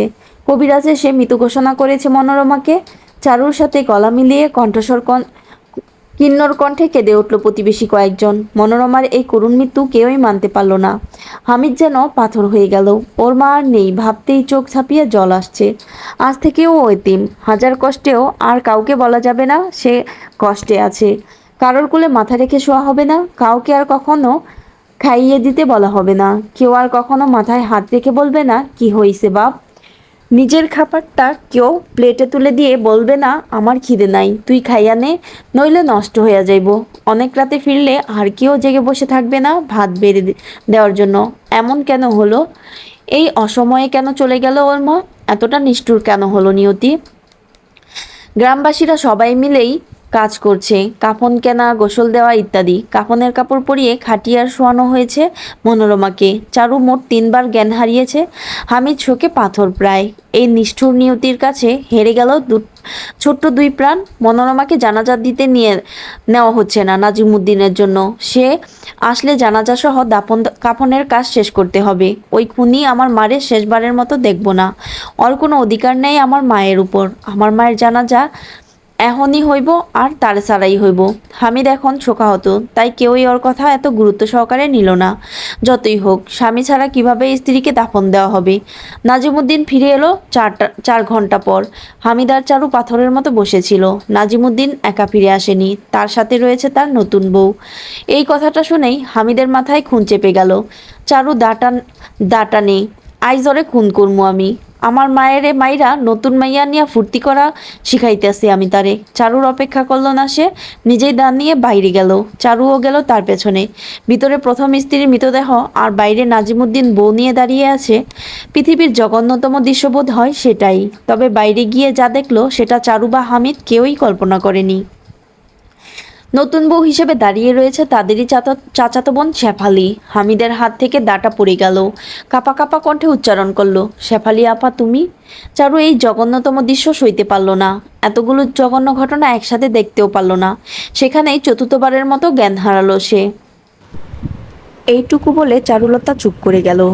3 জোড়া দৃষ্টি অধীর আগ্রহে অপেক্ষা করছে এরপর কি হয়েছে সেটা শোনার জন্য। চারুলতা চুপ করে যাওয়ায় সাজিদ একটু বিরক্ত হলো। সিমের সিমের চেহারায় কিছুটা শোকের ছায়া পড়েছে, আর হিমেলের চোখের কোণে 1 ফোঁটা জল। সবেমাত্র পুলিশে জয়েন করেছে সে। এইসব ছোটোখাটো বিষয়েও তার কষ্ট হয়। কয়েক বছরের মাঝেই নিশ্চয়ই সেটা সহ্য হয়ে যাবে। তারপর হিমেলও পরিণত হবে একজন কঠোর দায়িত্ববান পুলিশ অফিসারে, যেমনটা এখন সাজিদ আর সীমা। চারুলতাকে উদ্দেশ্য করে সাজিদ বলল, কি হলো, আপনি চুপ করে গেলেন কেন? চারু কিছু বলল না, শুধু একবার অসহায় দৃষ্টিতে সাজিদের দিকে তাকালো। তার দৃষ্টিতে কিছু একটা ছিল। যে কোনো মেয়েই হয়তো মায়ের এমন মৃত্যুর কথা বলতে বলতে এতক্ষণে কান্নায় ভেঙে পড়তো, কিন্তু চারুলতা নিশ্চুপ। তার ভেতরে সূক্ষ্ম এক আবেগ কাজ করছে, যা কারোর কাছে প্রকাশ করতে চায় না। এমনকি হিমেলের চোখেও 1 ফোঁটা জল, কিন্তু চারুর চোখে নেই। কতটা আঘাতে চারু চারু নামের এই নিরীহ মেয়ে এমন কঠিন পাথরে পরিণত হয়েছে। হিমেলেরও এখন তাকে কোনো ভয়ঙ্কর ডাইনির মতো লাগছে না। মনে হচ্ছে সদ্য ফুটে ওঠা 15 বছরের সেই কিশোরীটি। প্রায় অনেকক্ষণ চুপ থেকে চারু নিজেই বলল, আমার মাকে মেরে ফেললো আমার বাবা নামক নরপিচাসটি। আমার চোখের সামনে, কিন্তু আমি কিছুই করতে পারলাম না। আর একই সাথে করলো নিজের আপন ভাতিজিকে বিয়ে। বিয়ে করার মতো জঘন্য এক পাপ। কি মনে হয় এখানেই তার পাপের শেষ? তার জঘন্য পাপ সম্পর্কে জানলে মরে যেতে ইচ্ছে করবে আপনাদেরও। চারুর বাকি কথা শোনার জন্য অপেক্ষা করছে সাজিদ। একই সাথে সীমা এবং হিমেল। মাত্র এক সপ্তাহ আগে আগে পর্যন্ত আমি ভাবতাম আমার মায়ের মৃত্যুর জন্য আমি দায়ী। আমি যদি শিহাবকে বিয়ে করে নিতাম তাহলে আমার মা বেঁচে থাকতো। এই অপরাধবোধ থেকে রাতের পর রাত ঘুমাতে পারিনি আমি। কিন্তু পরে আমি কি জানতে পারলাম জানেন? শিহাবের সাথে আমার বিয়ে দেবার কোনো ইচ্ছেই ছিল না নরপিশাচটার।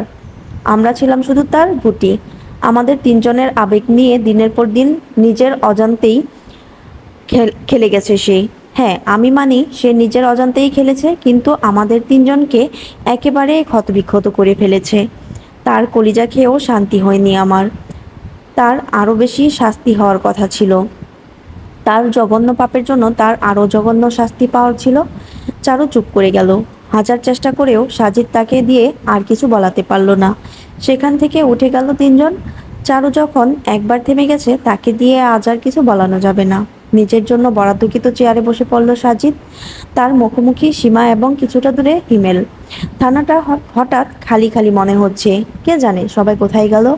এরই মাঝে সীমা বলল, মেয়েটা কিন্তু বেশ রহস্যময়ী। মনোরমাকে যখন মারল তখন আমারও মনে হয়েছিল শিহাবকে বিয়ে করলে ওর মা বেঁচে যেত। কিন্তু মেয়েটা আমার এই ভুল ভেঙে আরো গভীর রহস্যে ফেলে দিল। কিন্তু ম্যাম, আমার মনে হয় বিয়েটা শাওনের সাথে হলেই ভালো হয়। আমার সেটা মনে হয় না। যে কোনো বাস্তববাদী মানুষই চাইবে বিয়েটা শিহাবের সাথে হোক, কারণ সে বিয়ের জন্য উপযুক্ত। তুমি এখনো তরুণ, এই কাহিনীটাকে ভালোবাসার গল্প হিসেবে দেখছো, তাই তুমি চাইছো মিলটা যেন শাওনের সাথে হয়। সেটা তো আপনি চাইছেন। যাই হোক, আপনাদের হয়তো মনে নেই মেয়েটার স্বামীর নাম জামাল হোসেন। শাওন কিংবা শিহাব কারোর সাথেই চারু নামের মেয়েটির বিয়ে হয়নি। হিমেল বেশ অবাক হলো। খুব গুরুত্বপূর্ণ কিছু মনে পড়ে গেছে এমন ভঙ্গিতে বলল, ও, আমি তো ভুলেই গিয়েছিলাম, চারুলতার বিয়ে জামাল হোসেন নামক এক মাতালের সাথে হয়েছিল। খুবই দুঃখজনক। হিমেল, চারুলতার কেসটা কি কোর্টে পাঠানো হয়েছে? না স্যার, কালকে পাঠানো হবে। স্যার, একটা কথা বলি। কি কথা? আমার না চারুলতার কেসটা কোর্টে পাঠাতে ইচ্ছে করছে না। মেয়েটার জন্য খুব মায়া লাগছে। মনে হচ্ছে যেন এটি 15 বছরের সেই নিষ্পাপ কিশোরী। মনে না চাইলেই সব কিছু বন্ধ করে দেওয়া যায় না হিমেল। তুমি যে পোশাকটা পরে আছো সেটার দিকে দেখো। এটা শুধু একটা পোশাক নয়, এর দায়িত্ব অনেক। এটাকে গ্রহণ করতে হলে সব আবেগ বিসর্জন দিতে হয়। কেন স্যার, পুলিশদের কি মায়া হয় না? হবে না কেন? আমরা পুলিশেরাও মানুষ। আমাদের অনুভূতি আছে, তবে আমাদের দায়িত্ব অনেক বেশি। আবেগ দিয়ে এই সব নির্ণয় করা আমাদের সাজে না। তুমি নতুন জয়েন করেছো, তাই হয়তো প্রথম প্রথম ব্যাপারটা খুব অমানবিক লাগবে, কিন্তু ধীরে ধীরে সহ্য হয়ে যাবে। আরও অনেক ধরনের কেস দেখবে নিজের কেরিয়ারে। সাজিদের কথা শুনে সীমা বলে উঠল, এইটা আমার কেরিয়ারের 7 বছর চলছে। আমার জীবনে চারুলতার মতো কেস প্রথম। একে তো মেয়েটার বয়স সবেমাত্র 19, তার মধ্যে মেয়েটা 5টা খুন করেছে, আবার নিজে এসে আত্মসমর্পণ করেছে, আবার আমাদের কাছে আরেকটা খুনের জন্য সাহায্যও চাইছে। আবার মেয়েটা আগে ছিল একটা নিরীহ ধরনের মেয়ে। মেয়েটা একা ছিল না, তাকে কেউ না কেউ সাহায্য করেছে। কি মনে হয় কে হতে পারে? হয়তো হামিদ। যতটুকু শুনলাম 18 বছর বয়সেও ছেলেটা দারুণ তেজ ছিল। আর এখন নিশ্চয়ই তার বয়স 22। যুবক মানুষ, গরম রক্ত। তার উপর মনোরমা মৃত্যুর আগে চারুলতার দায়িত্ব তার কাছে দিয়ে গিয়েছিল। যদি হামিদ খুন করতেই সাহায্য করে তাহলে বিয়েটা আটকালো না কেন? যেই ছেলে খুন করতে পারে সে কি বিয়েটা আটকাতে পারতো না? কে জানে, এখনো অনেক প্রশ্নের উত্তর পাওয়া বাকি। এই সব প্রশ্নের উত্তর একমাত্র চারুলতাই আমাদের দিতে পারবে। হিমেল হঠাৎ চিৎকার করে উঠল। তার চিৎকারে সীমার সাজে দুজনেই তার দিকে তাকালো। স্যার, রাত 2টো বাজে। হিমেলের কথা দুজনেই চমকে গেল। রাত 2টো বেজে গেছে? এত সময় কিভাবে পার হয়ে গেল?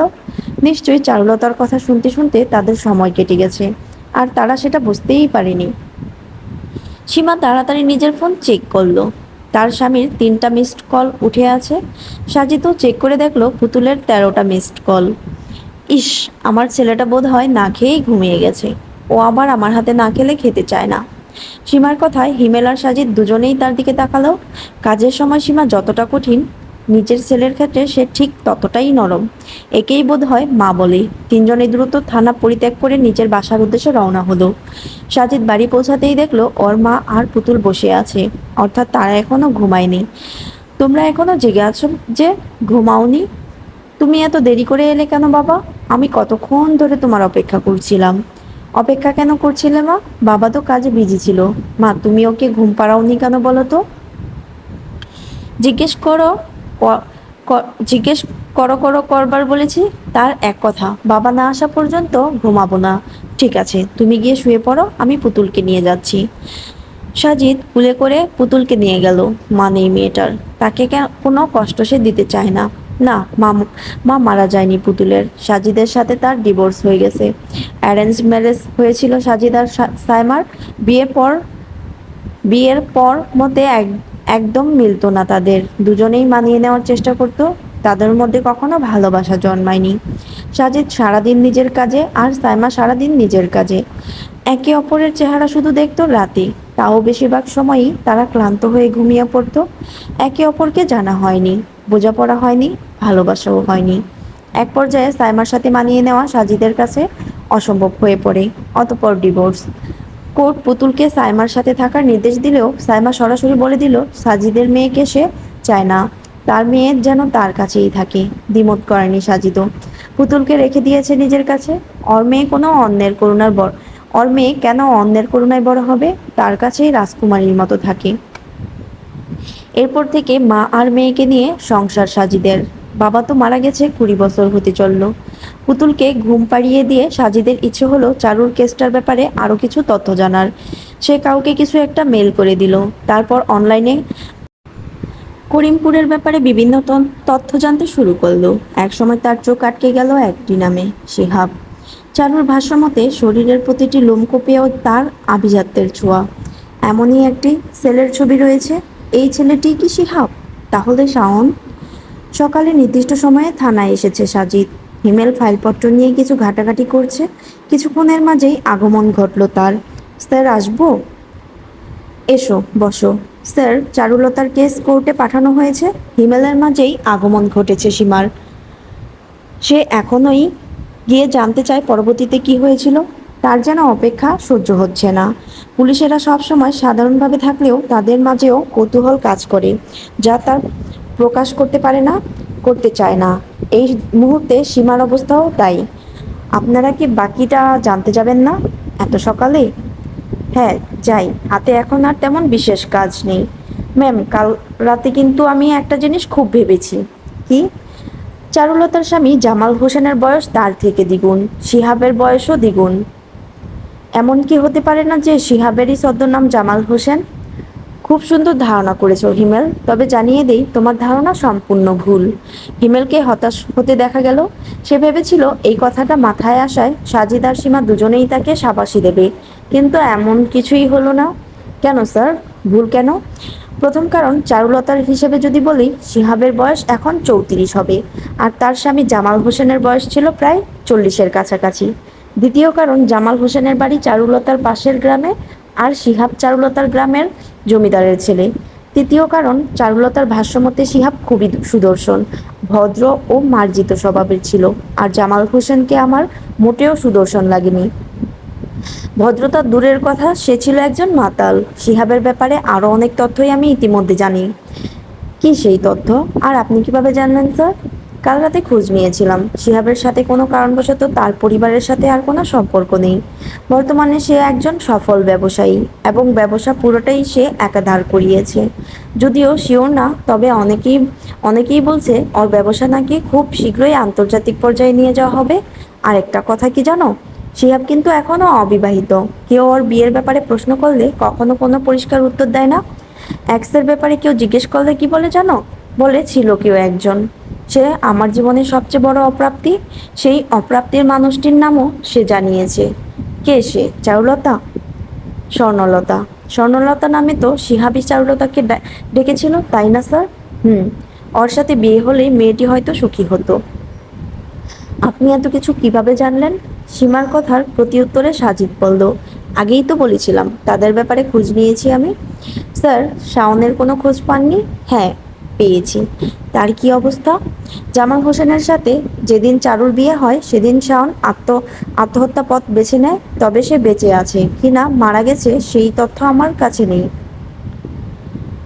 এরপর এরপর থেকে কেউ আর কখনো শাওনকে সেই গ্রামে দেখেনি, আবার তার জানাজা কিংবা দাফন কাজও হয়নি। স্যার, আমার মনে হয় শাওন বেঁচে আছে। অন্য কোথাও হয়তো আছে সে। হয়তো। চারুলতা কি শাওনের ব্যাপারে জানে? জানার তো কথা। যে মেয়ে 5টা খুন করতে পারে সে শাওনকে খুঁজে বের করবে না, এটা ভাবা বোকামি। সে যদি বেঁচে থাকে তবে চারুলতা জানে সে কোথায়, আর যদি মারা যায় তাও সেটা চারুলতা জানবে। এই কথাটা আমরা তাকে গিয়ে জিজ্ঞেস করি। আপনি খুবই অধৈর্য নিয়ে থাকেন। আপনার কি মনে হয় সে এখন আমাদের কিছু বলবে? চেষ্টা করে দেখতে তো ক্ষতি নেই। ঠিক আছে, তাহলে দেখা যাক। হামিদ সেদিন আটকাতে পারেনি শেফালির গৃহে প্রবেশ। মূলত শেফালিকে দেখে হামিদ এত বড় একটা শক পেয়েছিল যে তাকে আটকানোর সাধ্য তার ছিল না। গ্রামবাসীরা যখন বলল এখন নাজিমুদ্দিনের বিয়ে জায়েজ না, তখন নাজিমুদ্দিন যুক্তিতর্ক দিল সে সে জানতো না মনোরমা মারা গেছে। তাছাড়া বিয়ে করে আনা এই মেয়েটাকে তো আর ফেলে দেওয়া যায় না। একা মেয়ে মানুষ, কোথায় যাবে সে? নাজিমুদ্দিনের যুক্তিতর্কের কাছে হার মেনে শেফালিকে ঘরে প্রবেশের অনুমতি দেওয়া হয়। নাজিমুদ্দিনও দুজনকে হুমকি দিল যেন ভুলেও কথা পাঁচ কান না হয়। স্বাভাবিক অবস্থায় হামিদ ছেড়ে দিত না তাকে, কিন্তু মায়ের মৃত্যু শোক আর এমন একটা ঘটনায় সে এমনভাবে শোকাহত হয়েছে যে বাধা দেওয়ার উপায় তার ছিল না। চারুও এখানে নীরব দর্শক ছাড়া কিছুই না। হামিদের তাও দুটো কথা বলার অধিকার আছে, সে ছেলে মানুষ। চারুর তো তাও নেই। পৃথিবীর জঘন্যতম রাত ছিল মনোরমার মৃত্যুর প্রথম রাত। ওদিকে প্রথম স্ত্রীর কবরে সওয়াল জবাব হচ্ছে, আর এদিকে ঘরে তারই স্বামী আপন ভাতিজিকে বিয়ে করে তার সাথে বাসর সজ্জা করছে। ছি, ভাবতেই কেমন গা গুলিয়ে আসে। হামিদ হাঁটুতে মুখ গুজে বসেছিল। তার জীবনের মোড় এভাবে পাল্টে যাবে তা সে কল্পনাও করেনি। চারুর জীবনটাও কেমন ছন্নছাড়া হয়ে গেল। শেফালি তার মামা বাড়িতে থাকতো। তাদের যুক্তি, হামিদ এখন বড় হয়েছে, একই বাড়িতে হামিদের সাথেও কিভাবে থাকে? তার উপর 2 রুমের মধ্যে কোনো দরজা নেই, ঘরকেও আলাদা বলা যায় না। চারু যদি কোনো কারণে বাসায় না থাকে তাহলে ব্যাপারটা কেমন দেখাবে? কথাটা ভাবতেই একাতারে যেমন হামিদের হাসি পাচ্ছে, অপরদিকে কান্নাও পাচ্ছে। হামিদের কারণে শেফালিকে এ বাড়িতে দেওয়া হয়নি, আর এখন কিনা তারা নিজ কাকার সাথে আপন ভাতিজির বিয়ে করিয়ে দিল। বাহ! কালনাগিনীটা হয়তো এইবার চারুর জীবন ধ্বংস করে দেবে। চারুকে তো সহ্যই করতে পারে না সে। চারু ওর চেয়ে বেশি সুন্দর হওয়ায় নিজের চেয়ে 6 বছরের ছোট একটা মেয়ের সাথে হিংসা করতেও রুচিতে বাঁধেনি তার। হামিদ থাকতে চারুর গায়ে একটা আঁচড়ও লাগাতে পারবে না ওই কালনাগিনী। উল্টাপাল্টা কিছু করলে একেবারে মেরে ফেলবে ওকে। কি হয়েছে তোমার? এভাবে বসে আছো কেন? কি আর করমু, সবই কপাল। চারু এতক্ষণ স্বাভাবিক থাকার চেষ্টা করলেও হামিদের উদাসীনতায় সেও বিষণ্ণ হয়ে পড়ল। হঠাৎই হামিদ শক্ত করে জড়িয়ে ধরল চারুকে। কান্নায় যেন ভেঙে পড়ল সে। ছোট থেকেই চারুর সামনে কাঁদতো না ও। তার মনে হতো কান্নারত অবস্থায় চারু তাকে দেখলে সে মজা নেবে, আর আজ তার কান্নার একমাত্র সঙ্গী এই চারু। চারু ছাড়া এই দুনিয়ায় ওর আপন কেউ এখন আর কেউ নেই। এই প্রথম বোনকে জড়িয়ে ধরে নিজের আবেগ প্রকাশ করলো সে। চারু হামিদকে সান্ত্বনা দিতে চাইল, কিন্তু কি সান্ত্বনা দেবে? সে নিজেই তো তার কান্না আটকাতে সক্ষম না। সারাটা রাত নির্ঘুম অবস্থায় কাটিয়ে দিল হামিদ আর চারু। শেষ রাতের দিকে হামিদ একটু ঘুমালেও ঘুমাতে পারে না চারু। বারবার মনে হচ্ছে আজ ওর কারণেই ওর মা বেঁচে নেই। ও যদি শিহাবকে বিয়ে করতে রাজি হয়ে যেত তাহলে আজ ওর মা বেঁচে থাকতো। মাঝে মাঝে ঠুকরে কেঁদে উঠছে সে। হামিদ সান্ত্বনা দেওয়ার ভাষা পায় না। কিভাবে দেবে সান্ত্বনা? সে নিজেই তো মায়ের এমন অকাল মৃত্যুতে শান্ত হতে পারছে না। একটা ছেলে হওয়ার সত্ত্বেও মনটা ভেঙে গুড়িয়ে গেছে তার। আর চারু তো নিষ্পাপ নিরীহ বাচ্চা একটা মেয়ে, মা ছাড়া কিভাবে বাঁচবে সে? সারা রাত ঘুমালো না সে। দূর থেকে আজান শোনা যাচ্ছে। নামাজের প্রতি এত আগ্রহ চারুর কোনো কালেই ছিল না, কিন্তু যেন তাকে নামাজ টানছে। বারবার মৃত্যুর কথা স্মরণ করিয়ে দিচ্ছে। তার মা এখন আল্লাহর কাছে আছে। আল্লাহর কাছেই মায়ের ভালো সুখ শান্তি চাইতে হবে। কলঘর থেকে অজু করে এলো, সিজদায় লুটিয়ে পড়ে কাঁদল সে। মোনাজাতেও ফেললো চোখের জল। তার কান্নার আওয়াজে ঘুম ভেঙে যায় হামিদের। চারু নামাজ পড়ে যাচ্ছে, তাকে কিছু না বলে সেও টুপি নিয়ে বেরিয়ে গেল। মায়ের জন্য আল্লাহর কাছে চাইতে হবে তো মায়ের জন্য আল্লাহর কাছে চাইতে হবে তো। নামাজ শেষ করে উঠানে এসে বসলো চারু। এই উঠানেই কত স্মৃতি মনোরমার। এই বাড়ির প্রতিটি কণা মনোরমার নিজের হাতে গড়া। আর আজ সেখানে রাজত্ব করবে কিনা অন্য কেউ? এমন কেন হয় নিয়তি? হামিদ চলে যাওয়ায় দরজা খোলাই ছিল। ভিতরে প্রবেশ করে শাওন কিছুই বলল না চারু। এইখানে আয় চারু। ইচ্ছে না থাকার সত্ত্বেও বের হলো। ওর সাথে কিছু কথা আছে, বাড়িতে বলা যাবে না। এইসব কেমনে হইল? খালাম্মা তো। তুমি আর আমার কাছে এসো না শাওন ভাই। আজ আমার জন্য আমার মা বেঁচে নেই। তোমার ভাইকে বিয়ে করতে রাজি হয়ে গেলে আজ এইটা হতো না। যাই হোক, এইটাই বলতে আসছিলাম। তোমাকে আর কিছু বলার নেই, কিছু শোনারও নেই। আর হ্যাঁ, তোমাকে দায়ী করছি না আমি, কিন্তু আমি চাই না আমার কোনো কাজের জন্য আমার ভাইয়ের কিছু হোক। সে ছাড়া এখন আর আমার কেউ নেই। তুমি চলে যাও, আর এসো না। চারু শাওনকে আর কিছু বলার সুযোগ না দিয়েই চলে গেল সেখান থেকে। এই ছিল আমি সেই চারুলতার পর্ব 5 থেকে 8 পর্যন্ত সবগুলো একসাথে।